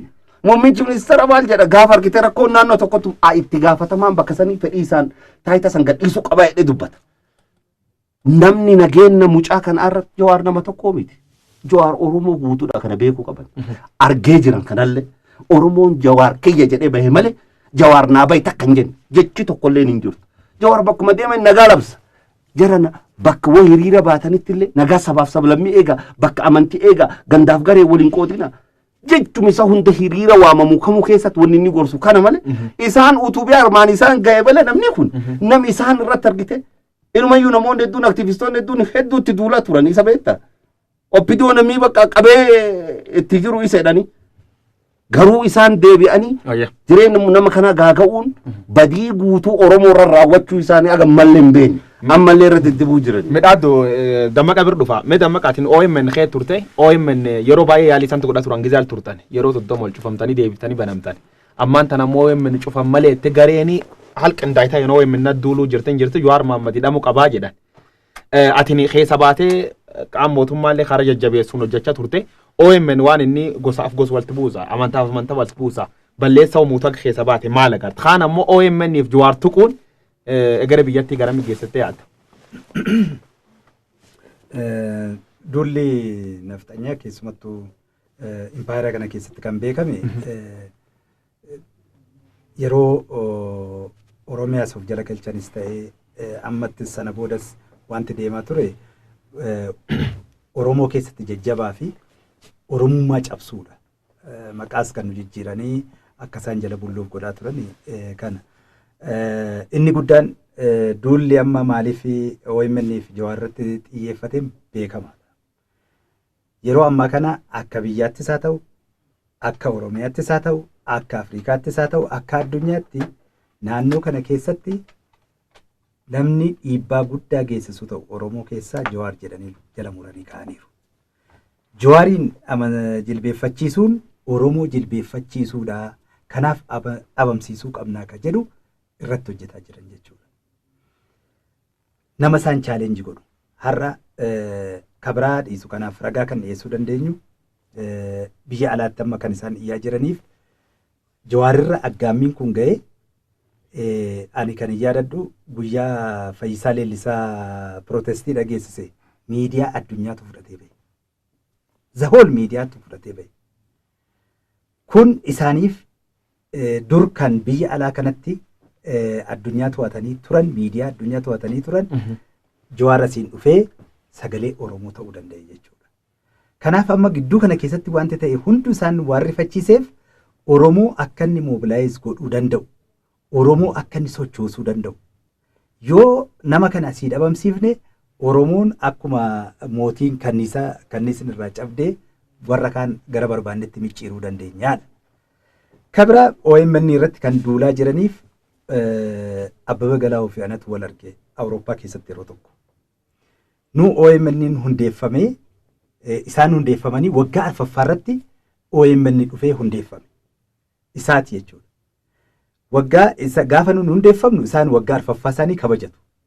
Amma walitti dhufnee qabsoon Oromoo finiinee gaafa waggaa arfaffaa nun ga'u isaan waggaa 8 ta'uu miire nu waggaa arfaffaa irra ga'aa jirra. Qabsoon Oromoo gara xumuraa irra ga'ee jira. Amma ivantii wayii qabu achirratti wal argine ijoollee isaatu irra jiran gaazexeessitootaan.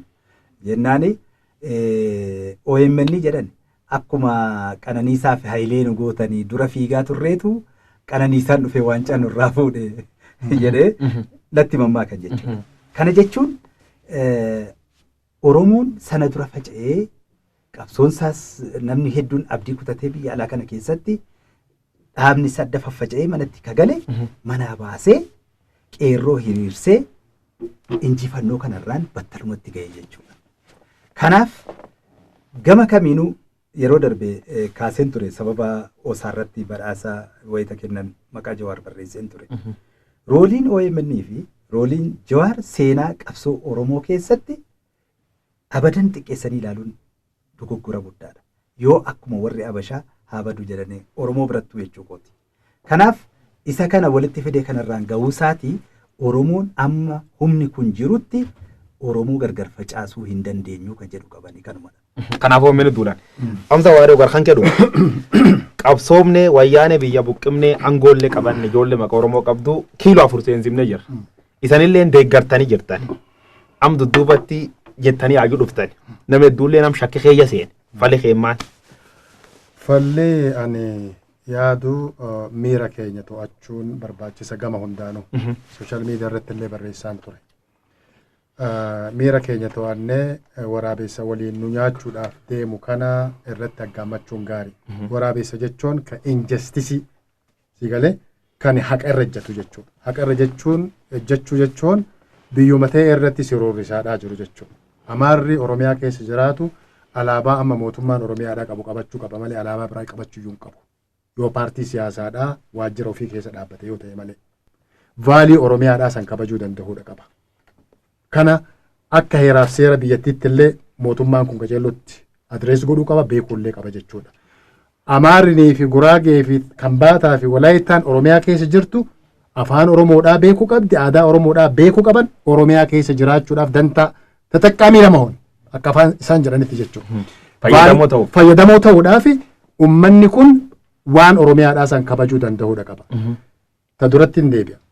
Gama hundaanuu gara ODP yookiin immoo paartii amma biyya bulchaa jiruun miira ofii to'achuun barbaachisa. Kaabinoota ofii kan jarjaranii miiraan sosso'an to'achuu danda'u. Waan labsansa waliigalteedhaan kan dantaa Oromoo irratti jaajje kan Oromoon tuyne jedhanii ilaalanii murtee waliigalaatiin akkasitti dabarsuu qaban malee kaabinoonni gargar wal qooddee cabnan isaanii cabnana keenya fakkeenyaaf mara balleessuu hin qabnu boleewwan keenya uummata jajjaboo keessa jira sabboontota keessa jira qabsaa'ota keessa jira kan waliin ce'uu barbaannu jechuudha.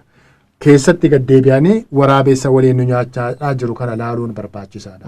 Dogoggora uumame kanaaf immoo badii fudhatanii badii kanaan immoo uummata Oromootiin wajji araaramuu danda'uudha qaban. Ta'uu baannaan rakkoo biraatti uumama. Uummanni Oromoolleen maruma achi darbee yoo kadhiisu taate isaan illee cabanii nullee cabna tokkummaan keenya jiru ufumaa wal nyaanna. Egaa lafee warseessaa waliin dhaanii cabsan jaansanii ufumaa wal dhooyinee waggaa 27 biraa ofitti lakkooyina jechuudha. Yoo nuti tokkummaan qabaanne yoo nuti waliin dhageenye yoo mooraa keenya deebinee wal qabachuu hin dandeenye rakkoo guddaa jechuudha. Furmaanni isaa ODPnis as deebitee mooraa Oromoo kanatti deebi'uu qabdi. Vaalii Oromoodhaa santiisuu qabdi. Paartiilee jiranii wajji akkuma amma gaaddisa oomne jedhan kanaa wajji tika walii qabaatanii tika roggeeyyotaa tika qabsaa'ota qabaatanii tika Oromoodhaa qabaatanii dantaa Oromoodhaa tiisanii Itiyoophiyaayyuu nuti hoogganuudha qaba maajoriitiidha. Maajoriitiin akkasii mere maajoriitiin biyya bulchaa maayinooritiidhaaf immoo mirga kenna jechuudha. Akkanaa mere demokiraasiin maanuu kanaa jechuudha. So maajoriitiin bakka nuuf ta'u bakka nuuf malu argachuu qaba eega jedhame maajoriitiin bakka isaan malu argatee biyyattiyyuu gonfatee bulchuu danda'uudha qaba mirga namoota biraallee kabajee jechuudha. Kanaaf immoo haqni bahuu qaba.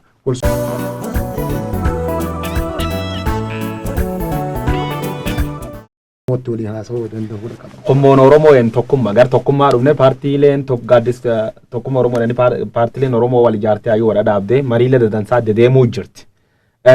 War kanarraa gama abdii qabda Amza aluma waan laaltuuf jechuudha paartiileen Oromoo tunini yeroo baay'ee iyyuu warri wal qeeqisi haa koomiillee gamman furanne paartiilee tan keessa ABO'n hin jirti ODP'n hin jirti KFO'n hin jirti paartiileen gargaraa hin jirti. Gareen gammaqa hidhattee bosona keessa sochootutu hin jirti. Tun cuftuu uummata qootti. Gaaddisii gamta Oromoo kun paartiilee Oromoo kun gamoo waan kan fudhu dandeettee yaadda. Walamantaa warra jidduu jirtu. Egaa amma me dubbii amma moggoon kaasee waan ati gaafatte suni Oromoo falli maali waan jettu garamitti waan jedhu kana wajjechuu fedha. Sanirraa wajjedhee garan xiqqoo deebi. Jalqaba muummichi ministeeraa wajjedha. Karaan adeemaa jirtu tun si hin baaftu. Gumii bal'oo dhabaa jirta. Adeemsi paartii walitti baqsuuf ida'amu kun Oromoo yaquufra keessa dhabe. Oromoo dhabdee innaa wama harkaan qabdu. Ati wama harkaan qabdu innaa waan bulchituu hin qabdu. Sabni guddaan kun yadidi. Hayyuun Oromoo yadidi. Gattaa'i. Karaan kun si hin baasu. Warri si marse boolla si geessa jiru malee waan gaarii si geessaa hin jiru. Dhaabbadhu jennaan yoo inni ilma abbaa gadaa ta Oromoo taate namni isa marse sun jala haa goru. Hayyuun Oromoo hin jirti. Oromoo tuffachuun hayyuu keenya tuffachuun dhaabbachuu qaba. Bifa saayinsaawaa ta'een deebisa jenne dinnenu hayyuun Oromoo dide Oromoon dide saayinsaawaa kan keen barbaannu jedhaa jira. Kanaaf taa'ee laallachuu qaba waan kana. Saba guddaa kana dhabuu hin qabu. Haala kanaan saba kanarraa ba'uuf jira muummichi ministeeraa. Tokko isaaf kana dhaaba. Dhaabbadhu adeemsaan kee laalladhu. Amaarrilleen itti hin jirtu. Amaarrilleen argitee guddoo hin jaalattu nam kan. Inni akka barbaadellee jala deddeemus. Akka barbaade isaan gammachiisuuf yaalus hin barbaadduun. Sabaaf sablammii cunqurfama guutuu dhabuuf jira. Adeemsa kana haalaallatuu jennaan. Kaan garee ODP keessa jirtu. Ka amma argitee waxiixu sodaattee teettee harkuma muummicha ministeeraa dhaanaa jirtu. Jaran. Qabsoon tun akka laaftutti as hin geenye. Harki isan har'a dhaantan kun borii isin nyaachuuf jirti. Hin fafakkeessina. Taayitummaan keessan kun boollatti hafee uummata wajjin dhaabbadha jedhaan. Yoo dandeettan muummichi ministeeraa qaba dhaaba. Yoo dhiira taatanii argitanii sodaa hin qabne. Beeta lubbuun tokko. Tokkum du'anii wayi lam du'anii. Gaaf rabbiin namaa qooda namni du'a. Hin fafakkeessina. Yoo muummichi ministeera dogongora hojjetu harkan dhaanina lakki hin taane wanni kun Oromoon didaa jirti jedhe. Xiixaa jirti argaa jirra ODP keessa garee xiixaa jirtutti jirra hin beekna. Kan shakkii uummata keessa naquuf miti dhugaa jirtu kana. Keessattuu dhimma argitee paartiin walitti baquu waan ida'amu kanaaf adeemsa deemamaa jiru waan masara keessatti ta'u gammachuu hin qabdu ijoolleen gareen jirtu jirti. Waan kan sodaattanii callisuu miti dhugaa adii walitti maa uummata waliin dhaabbadha saba bal'atta siinis hin gahe ofiin dhuftanii armaan geenne jaraan jedha dhugaa walitti maa dhugaatti armaan nu baase dhugaan bakka barbaannu geenne. Oromoof hayyuun Oromoo immoo eeggannoo jabaa godha nu qoqqooduudhaaf yaaliin godhamaa jiru amantiin gandaan gareen bakkuma hundatti irratti hojjetamaa jira. Wanni kun waan laaftu miti baajeta gurguddatti hojjetamee irratti hojjetamaa jira. Waan kana miira keessa osoo hin seenin bifa hayyoomatiin jaarsaaf jaartiin xiqqaaf guddaan irratti hojjechuu qaban. Jaarroleen teen abbootiin gadaan keen bakka argitee uummata keenya madaalin dhaabbatina sodaattanii dhugaa adii dubbadha jaarsi mataa arri dhugaa dubbadha hin sodaattanii garaafettanii buliidha muummicha ministeera maan ta'een obbo Lammaa maan ta'een yoo qajeeltuu hin ta'een qajeeltuu miti jedha dida akkanan nu baasa dhiigni ilmaan teenya borisiin gaafata kan hayyuun keenya ka amma walitti argitee gaaddisa tokko dhufuu jiran akki kaleessa kee dabartan tokkolleen isin hin baasu san cufiin beektan walubannoon dhabamuun walitti argitee duuluun namuu iigoo ofii ijaaratuuf fiiguun nuun baaftuun argitan saba bal'aa harkaa qabdanii sabi kun isin jaalata yeroo hedduu argitee carraasaniif yeroo hedduu waada galtanii fi bakka waada sii dhabamtan dhiyoo kanummoo akka dhuma dhumtanii argitee guyyaa irreecha geggeeffamuun dur saba kan gammachiiftan saba kana duula deemaa jiru argaa jirtan saba kan ammallee booda deebisuudhaaf jaarraa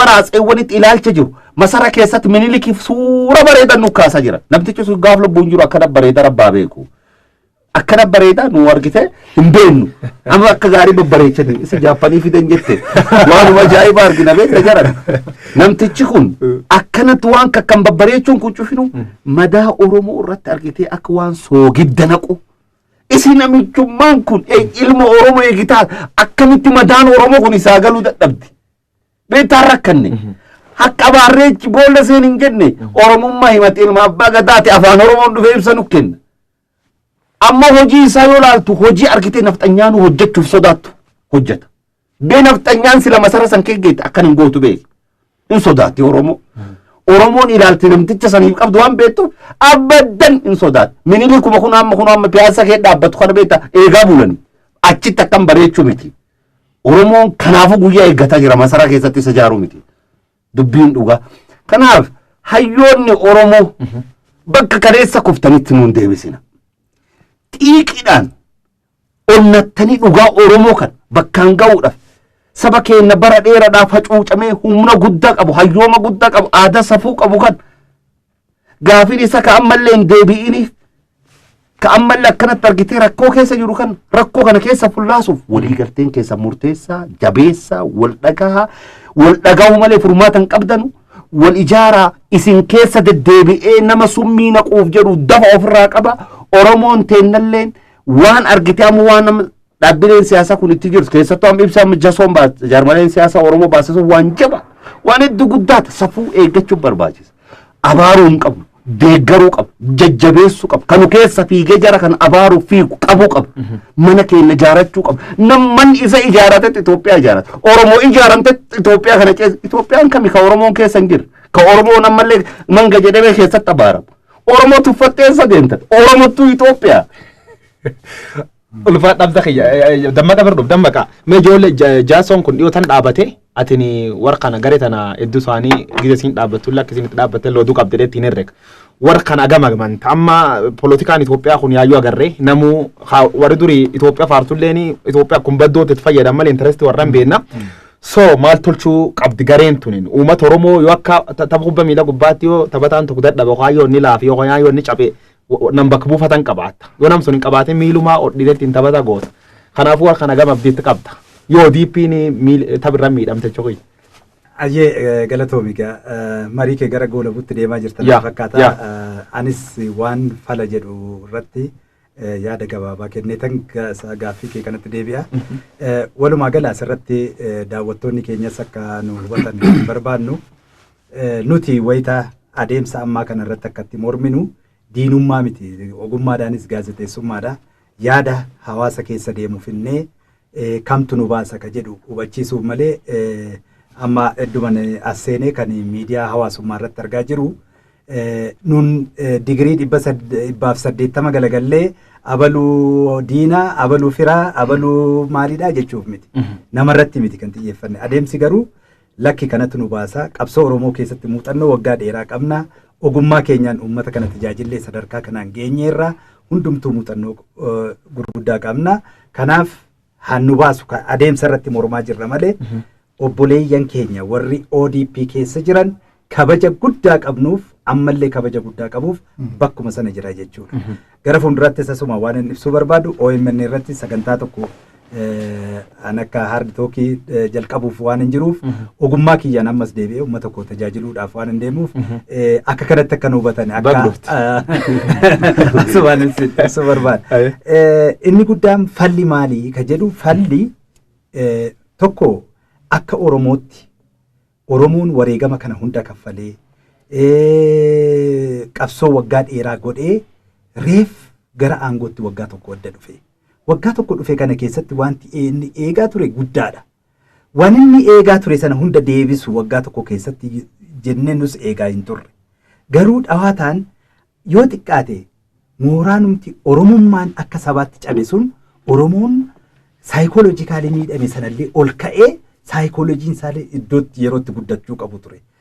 Dhimmi sila ani kaase sun gaaffiin mirga abbaa biyyummaa, gaaffiin Finfinnee, gaaffiin afaan Oromoo, gaaffiin dinagdee Oromoon hiyyeessa. Kun hunduutuun deebinee Itoophiyaa tokko ijaaruu sanatti deemuun silaa kan waggaa 20-30 booda ijaaramuu dhufuu qabutu isa kana dursee kun adeemsi kun sirrii miti. Akkuma ammaa Hamsaan jedhe irkoo of jalaa fuudhuudha. ODP illee fudhatee badaa nullee fudhatee badaadha kan iyyaa jirru malee diinummaa jara wajjin hin qabnu. Isa kana immoo nullee an hamma of harkaa qabnu kana akkuma obboleessi kiyyaa Hamsaan jedhe miira keenya to'achuudha qabna. Nu aarsa wareegamni maatiin itti wareegamee har'a kompenseeshiniin maatiin wareegamtoota qeerroo argatan hin jiru. Namni galagalee isaan ilaalee hin jiru. Siidaa hojjechuu, kana gochuu, kana waan biraa hojjechuu irratti xiyyeeffatame jechuudha. Silaa kan irratti xiyyeeffatamuu qabu madaa Oromoo kana at least xiqquma qoorsuudhaaf waa hojjetamuudha kan qabu ture. Inni kun hin taane adeemsi kun ammatti akkuma Hamsaan jedhe kan nu baasu miti. Kana irratti kan mormine. Lakki nu baasa warri jedhanii akkuma keenya kana nun hin baasa jennee nu hin baasu jennee hoggeeta yaada kenninu hin baasan warri jedhan mormuu danda'an. Isa kana yaadaan wal falminee kan nuuf ta'u mooraa Oromoo gabbisnee Oromoo gadadoo fi rakkoo waggaa dheeraa keessa ture kana keessaa baasuudhaaf hundumtuu ogummaa qabnuun bakka jirrutti haa hojjennuudha kan barbaannu. Inni kan biraa inni gaaddisaa hoggansa Oromoo yeroo dheeraa irratti haasa'ame marii adda addaati irratti godhame keessattuu obboleessi keenya Jawaar baay'ee irratti dadhabee gaafa as ba'u Oromoo hundatu gammade.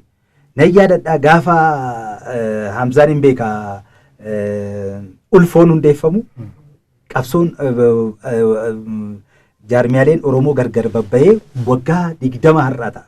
Waggaa 20 har'aa sana gaafa agoobarri ulfoo jedhamu Asmaraatti hundeeffamu hunda keenya gammadee bakka jirrutti.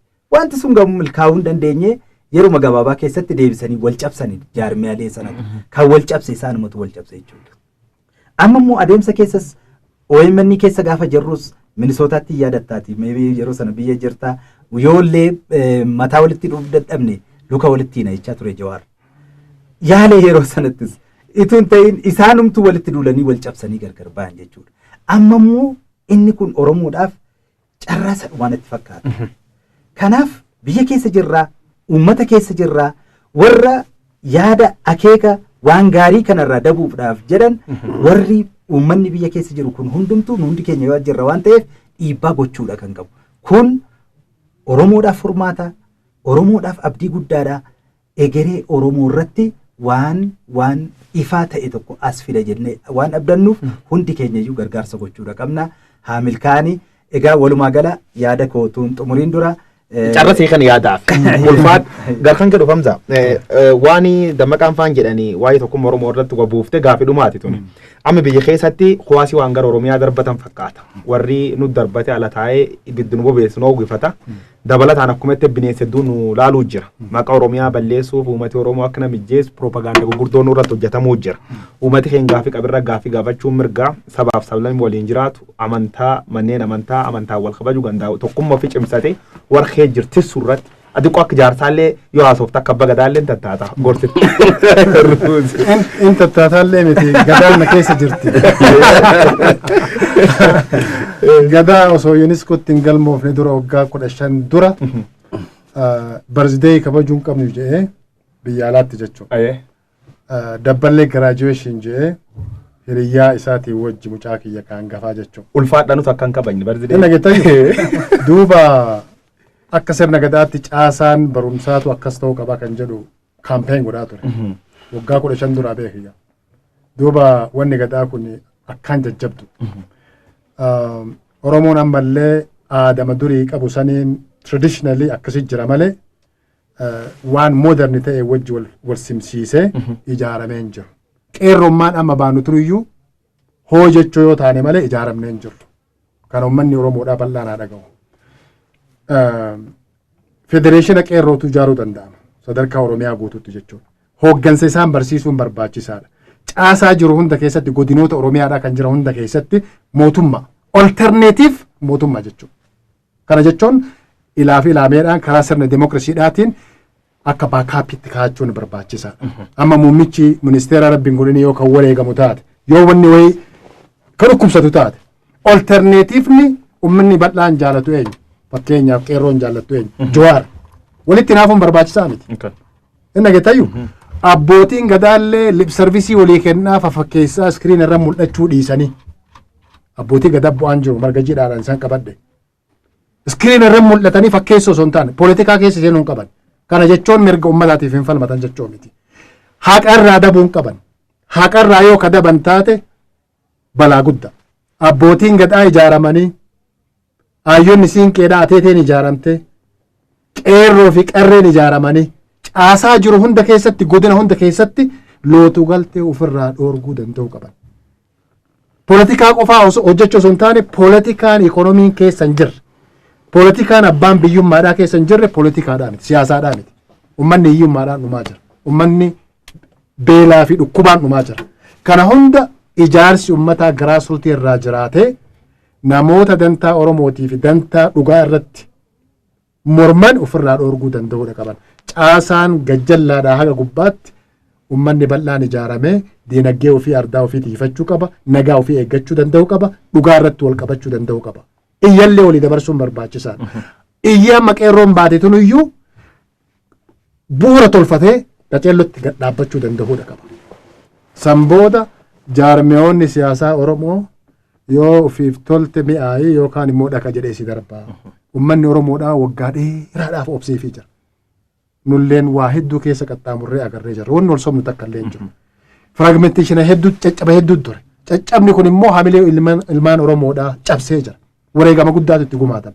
Yoo isin akka jettan kanatti agoobarayyuun barbaachisuyyuu paartii tokko ta'anii olterneetiifa ta'anii gabba'u. Aangoo barbaadanii aangoo ministeerota adda addaa walii haa qoodanii. Abbaan gadaa tokkochuma bulcha. Muummichi ministeera tokkuma bulcha. Carraa Dr. Abiyyi fillee akkuma kenninetti ji'a 7 kana haa kenninuufi. Akka demokiraasiitti yoo qawweedhaan nu doorsisan malee. Akka demokiraasiitti waltajjii walabaa sun waltajjiin bilisummaa sun kan namni qawweedhaan wal doorsisu osoo hin taane dandeettiidhaan wal bulchuu danda'u haa uumamu. Waltajjii akkasii uumuudhaaf gamni hundinuu miira ofii to'atee consciously itti yaadee walirratti propagaandaa oofuu dhiisee akkuma hiriirri haa dhaabbatu nageenya haa bu'amu jedhamu san olollinii fi abaarsi adda addaa dhaabbatee gama hundaanuu dhaabbatee ilaaf ilaametti deebi'uu danda'uu qabna. Paartiin Oromoo illee jabaattee falaasama muummichaa jibbanii ida'amuu san jibbanii olterneetiif haa fidanii ani yaada addaa qaba isaanirra. Ida'amuu falaasamni sun muummicha ministeeraatti fideemi. Muummichi ministeeraa sun haga bakka bu'aan paarlamaadhaa dhufee murteessee fudhatutti ilaalchuma ofii fidee kunoo kana fidee jiree haa dhiyeessu malee murtiin muramee jira yoo ka dirqiidhaan dhiibbaa godhan taate malee. Ammoo paartileen Oromoo fi hayyoonni Oromoodhaa waan addaa waan Oromoo baasu waan kanaan mormu gaffiduu danda'udha. Arrabaan ta'uun qabu. An akka ilaalcha kiyyaa jechuudha. Yaada olterneetiif finneeti mo'achuu danda'u. Akkasitti nama baasa. Yoo demokiraasiin dhugaa jiraate akkasiin deemna. Jaarmiyoonni tokko ta'anii haa deemani. Yoo diddan immoo sooshaal miidiyaa irratti torbaan irraa waan akkasii barreessee ture. Yoo diddan obboleessa kee Jawaariin yaada tokko irratti wal dhabna. Irran deddeebi'a. Yaada wal dhabnu kanatti minimaayiz goonee paartii nuu dhaabii jennaan. Paartii addaa ka olterneetiifaa yoo jaarmiyoonni didan jechuudha. Sagalee qabaameen qeerroonni deeggarteemi uummanni bal'aan ni deeggaraami. Laanniisu. Aangoo asiillee hin barbaadu. Volonteerlii election manager isaa ta'ee tiima kiyya jaaree akka inni mo'atee muummicha ministeeraa ta'uu ni danda'a. Broadcast authority na gurgara. Akka gaarii kana wanni isin jedhu asiin fi Awustiraaliyaa keessattuu dorgomee jira. Dorgomeera. Mootummaa Awustiraaliyaa keessatti. Elekshiniin akkamitti deemaa mirgaaf dirqama uummanni akkamitti beekuu qaba. Uummanni ofii mirga ofii beekuu qaba. Eenyuun filadhaa beekuu danda'uu qaba. Eenyuuf harka baasaa beekuu danda'uu qaba. Akkanuma dibbeedhaa deemu mirgaaf dirqama isaa uummanni bal'aan illee beekuu danda'u. Saati qabnu tarifachuu jira gorsa amantaa wal qooduu dhabu irratti naannoo Oromiyaa naga godhu irratti gorsa gabaabaa gorsaan kan guddoo yaaladhe tadaabe. Dhugaa dubbachuudhaaf Oromoon takka rakkoo amantiidhaa qabaachaa hin turre. Alagaatu keessa deemee rakkina adda addaa uuma malee. Akka aadaa Oromootti illee sirna gadaatti illee ilmi namaa kabajamaadha. Ati ilaalcha kee yoo qabaatte daa'imni xiqqaan illee caayaatti gaaddisa bahe kabajaadhaan abbaa gadaa waliin taa'uu danda'a. Garuu immoo hundinuu bakka ofii qaba. Inni agartayyu bakka ofii qaba.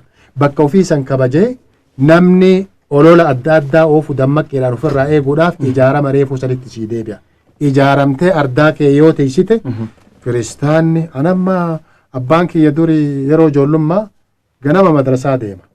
Sa'a booda immoo yeneetan nu barsiisa.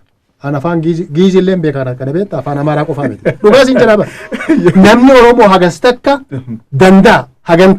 Hagas takka integritii qaba. Ammoo pikchara biraa suuraa biraa nu kaasee Oromoon akkasii jechuun warruma nafxanyummaa baratee fi dhiiga namaa xuuxuu barate santu meeshaa nu godhatee nutti fayyadamuu qabu. Amantiin hundinuu kabajamaadha. Oromoon daayivarsitii akkasii qabdi wal dandeenye as geenne ammallee akkasitti dammaqsuu akkasiitiin deemuun barbaachisaadha. Midhaan du'aa fida damsa. Fuulduraaf maal yaa damsa Booranaa guddoo durii loltaa reediyoo daandii akka tanteetan guddoo jaalatanii guddoo gaafatan. Reediyoo namzaa maal taate isi wanni oonlaayinii illee inu guura jedhe namni gaafatullee kadhama. Amma ya deebite wayillee ayyuu agartanii agorsiisan ya duuba deebitan. Maal fuuldura wanni ati yaatti tanaan fixan. Tanaan fixannallee duuba amma waan amma dhaabnaan jette kana. Irbuus saati qabnu. Wanneetti kana waan gabaabatu tokko jedhe. Wanni an jedhu jedhan barri nu keessa jiru bara wal sodaachisnuu miti. Gaafa dubbii siyaasaa fi dhimma uummata keenya keessa seenuuf murteessine du'a ofirra murteessine jiranu. Du'aan nuun sodaachisina. Sibiila nutti hin qabina. Nu hidhuuf wanni hin jedhina. Nu ammallee qophii ammaan taruu fuutanii na hiitan takkarran kaawwadhu mata keewwan adhooftan saba kanaaf. Haajaa isaan qabu. Ammoo balbal kan dura du'ellee du'aaf qophiidhanu. Du'aan dhiirri nuun sodaachisu. Tanaafi du'aan namni hin sodaachisina. Dhiira wajjin taa'aasaa yaada qabdan kennadha. Yaada kennadha nuun jedha yaada kennin kennanna. Armarra shugguxii na qabdullee mata kiyyoo na qabdellaa yaada kiyyan dhiisan. Si sodaadhe. Kanaaf barri kun bara Oromoo wal sodaachisuu miti. Wanni amma Jawaarra xaggaamame kun waan akkanaati. Teennee wal haasofnu. Yaada argite kanarra ni qabna yoo jenne yaada haa dhiyeeffannu. Malee nuun sodaachisne jenna. Taa wanni argitee dhimma amantii fi gadduma warri diinaa waan kana hojjeta. Oromoon kaayyoodhuma kana hin qabu. Oromoon argite yaaduma kana hin qabu. An haadhaaf abbaan kiyya ammaa ammallee kiristaana. Ortodoksii manbetaskaana dhaqani. Anattu keessaa Islaam. Obboleewwan kiyya cuunuu akkan warra ammaan godhaa ajjeesan. Haadhaaf abbaa kiyya ajjeesan. Obboleewwan kiyya ajjeesan. In jirtu Oromoo yaaduma akkanaatu hin qabdu. Shiira diinattu keessa jira. Ammallee Oromoon kan eeggachuu qaba. Guddaaf xiqqaa waan kan eeggachuu qaba. Keekaan immoo ka gandaan nu qoodu. Ati Booran, ati Guji, ati Arsii. Kun dhimmi kun siin ilaallatu keessa calli hin taatu. Oromoon bakkuma tokko doonee awwaalamna. Oromummaaf qabsaa'aa jirra malee Booranaaf Arsooma fi Wallaggaaf Shawummaaf qabsaa'aa hin jirru. Oromummaan kufne Oromummaa keenya qabannee lafaa kaana. Malee dhimma gareef amantii wal qoodu Oromoon hin qabu. Kaayyoon kun kaayyoo diinati Oromoon irraa eeggadha. Waan keessa dhabamne waan miidiyaa sanii hagardhaa ala turre ammummoo itti deebi'uuf jirra. Miidiyaa ibidda bobeessu ka dhugaa saba keenyaa ammallee ka dubbatu. Ammallee karoora qabna karoora keenya xumurannee jira hojii seenuuf jira dhugaa saba keenya eenyullee sodaannee osoo hin ta'in Oromummaa argitee kaleessa diin alagaan itti nu cabsuuf har'allee karoora baafatee deemu kan cabsuuf irra aanuudhaaf sagalee saba keenya ta'uudhaaf ammallee qophii jira. Gaazexeessa Oromoo Miidiyanii Torka duraanii Abdammaqa Nagaata amma dhufteedhaan dhiyootti OMN irra wallaal argaa dammaqaa Dammaqa showin dhuftam argaan dammaqaa sun waan isiisu mirba'u malee akkamitti dootonni sun. Galatoomi. Ani waa laman jedheetan xumura tokko waa'ee tokkummaa Oromoo irratti lammaffaa warra ODPtiin waa dhaamuu barbaada. Inni guddaan har'a qabsoo kana siin keenya qabsoo bittinna'e walitti qabnee waggoota 5 arfan darbe kana injifannoo asirraan geenye tokkummaa Oromoo deebisuu keenyaan. OMN wanti guddaan hojjete tokkummaa Oromoo deebisuudha. Kanaaf uummanni Oromoo ammallee wal jala deemuun gaafa diigamne gaafa nuun gargar baane cabuu keenya beekuu qaban. Kanaaf tokkummaa irratti bakka jirrutti godinaan amantiidhaan hojiidhaan bifaan odoo addan baane Oromummaa irratti hundoofne tokkummaa keenya jabeeffannee yoo deemne bakki yaanne galma keenya odoon geenye abadaniinaaf. Kabira muummicha ministeeraa dabalatee warra ODPtiif kan hin dhaamu fakkeenya Mallas hin kaasa. Mallas gaarii ta'ee miti. Mallas warra kaaniif diina, Oromoodhaaf diina, anajjeese kan namoonni godhe. Tigraayiif garuu mootii isaaniiti. Hanga har'aayyuutti sagadaa jiran jechuudha. Paartiin saba isaa qabate, paartiin eenyummaa wanni isaa irratti jabaatee hojjete abadan gaafa kufellee uummata isaatti baqata waan ta'eef isa kana beekuu barbaachisa jechuudha. Namni biyya bulchaa jirus muummicha ministeeraa dabalatee eenyuun of jalaa laaffisanii eenyuun ofitti qabachuuf deemuun sun abadan isin hin baaftu gabaabumatti Mallas irraa waa baradhaan jedha. Mallas irraa waan gaariin baratanii garuu ishee kana fudhaa jechuudha. Amsa waariyo. Dhumarratti waan tokko jira. Egaa adeemsa waggaa tokkoo keessatti bu'aa bayii keessattuu maatii gatanii jireenya gatanii saba keenyaaf of kennine hanga ammaa hojjenne jirra. Isa kana keessatti uummatan galateeffachuu barbaadu jiran. Keessattuu warra uummata keenya warra abbootii qabeenyaa warra guyyaa guyyaan na jiraachisaa turan maatii kiyya warra hangatee dhufee na jiraachisaa turan isaan kana uummata miidiyaa kanatti yeroo jalqabaatiif har'a waggaa tokkoof booda waan hin baheef isaaniin galateeffachuun barbaada.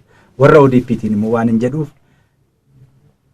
akkuma jarri lamaan dura jedhan garbittiin gargaarsa argatte majii obsitii jedhan sana nama sin gargaaru ofirraan fageessiina isinillee mooraa Oromootti deebi'aa jechuun hin barbaada. Eegina deebiftee OMN maal jettaan OMN nurra waartee nu dhiifte baate nu deebi'uuf dhiifamnu gaafatte nu deebi'uuf kan deebi'u. OMN mana kiyya gaafan itti seenes faayidaadhaaf hin turre qabsoo Oromoo akkuma dura jalqaba ibse waggaa dheeraa keessa ture sana isuma milkeessuuf yeroo waayila kiyya keessattuu aan riipoortaraa gulaalaa olaanaati waa hedduu taaneet hojjetaa turre yeroo sanatti jechuudha of kenninee jechuudha. Haalli biyya alaattis dabarsine haalli nutti toleetu kan dabarsaa turre miti. Guyyaa kana ani hojiidhaaf gara Jarman deeme har'a saatalaayitii irratti wanti darbu guyyaa kana fe'uu waan hin qabuuf dhabee eessa deemuun qaba jedhee baabura keessa bakka uummanni itti wanni ta'u keessa warra zabanyaa kadhee baabura keessa taa'ee bulee sagantaa tamsaasaan ture OMN jechuudha. Sun wareegama kan itti kaffalleef qabsoodhuma Oromoo milkeessuuf waa hedduu rakkoo hedduu keessa dabarre jechuudha. Innaa kanaaf OMN ka jabeessinee fuulduratti kana caala gireesii inni biyya alaatti yeroo sanatti keessattuu qabsoo Oromoo keessatti ijaaf gurra ta'ee halkanii guyyaa nutu OMN hin godhe beeki. Kanaaf bakkuma sanatti ammas deebinee akkuma siin jedhe aniif sa'ati waayila ta'uuf deemna sagantaa hardi tokkiin nan deebi'a yeroo gabaabaatti walii galleerra hoogganaa OMN Jawaar wajjininis warra kaaniin wajjininis mari'annee xumurreerra yeroo gabaabaatti nan deebi'a kanuma siin jechuudha. Abba seera siin jedha ati beektaa akka seeruun murta. Murtii tati tayyee abba seera nama maqasii baase ati maal jetta fuuldura maal yaadda amma ati murteeffatte yoo citizenship ala kan dhiisuun feetu amma waa dudduuba dhiibuu feetu. Waan gara duubatti isin deebisu haga dhufee gargaarsa uummataa irraa duubatti deebi'een beeku gara civic organizationii amma dura yoo dhageette kan hin beeku gurmuu tumsa lammii waan jedhu as keessatti bu'uureessinee turre shoora guddaa taphatee jira. Publicly media irratti ba'uu waa baatu malee sunis ni jira. Waa'ee aadaa Oromoo, waa'ee afaan Oromoo irratti projektii guddaa qabna. Projektii kana irratti mootummaan Shimallis illee haa galatoomu pirezidaantiin keenya waan guddaa irratti isin gargaara jedhee jira jechuudha. ammallee pirezidaantii keenya ta'a akkasumatti itti fufa ulaan cufinaa nurraa banaa jechaadha jirra including kantiibaa yookiin immoo mayeera magaalaa kanaa jechuudha. Har'a hogguu piroojeektii tokkoof waan tokko gaafannu kan carraa dura argataa jiru naftanyootuma kaleessa nu gabroonfataa turan guraagatuma mallaqa qaban jechuudha. Abbootii qabeenyaa kapitalistii muraasa uumuu osoo hin taane uummanni Oromoo biyya keessaa fi alatti carraa san argatee biyya misoomsuu irratti hojjechuu danda'u qaba. Kun kan hundi kan ta'u yoo nageenyi jiraate nagaa kanatti deebi'uun gaariidha. Hojii uummataanii hojjannaa taan yeroo biraa walitti deebina amma yeroollee waan hin qabneef hedduu galatoomaan isiniin jira. Yaa fixan daawwattoota Oromiyaa Miidiyaa Neetwoork qophii ardhaa gaazexeessitoota dabalataan ammoo aktiivistoota Oromoo waliin goon kan fakkaatu dhiyoo tanaa waan biikeessatti ta'e wal qabatee namoota gargaraa yaamnatti taasisanfeera turre ardha ammoo namoota addaa akkisanii dhiyeessan abdii qabna dammaqa nagaasaa gaazexeessaa OMN Kaduraanii Hamza Booranaa daayirekteeraa fi gaazexeessaa raadiyoo daandii haqaa raadiyoo beekamtoo onlaayin irra Hamza Waarii ammoo aktiivistii Oromoo cimaa gaazexeessaa illee bara. Itti dabaloo haa kennu fidhiisa. Amaanii keessaa gaazexeessaa isa yaayyuu qofa dhabe. Horaa bulaa deebana jennaa torbaanti akkanuma guyyaa dhiyoo keessa keessumma gargara qabannee yaanu waan nu daawwattaniif galata argadhaa jennaan guyyoo waa robba jirma tur nagaatti ulfaadha. Ulfaadha. Ulfaadha. Galatooma.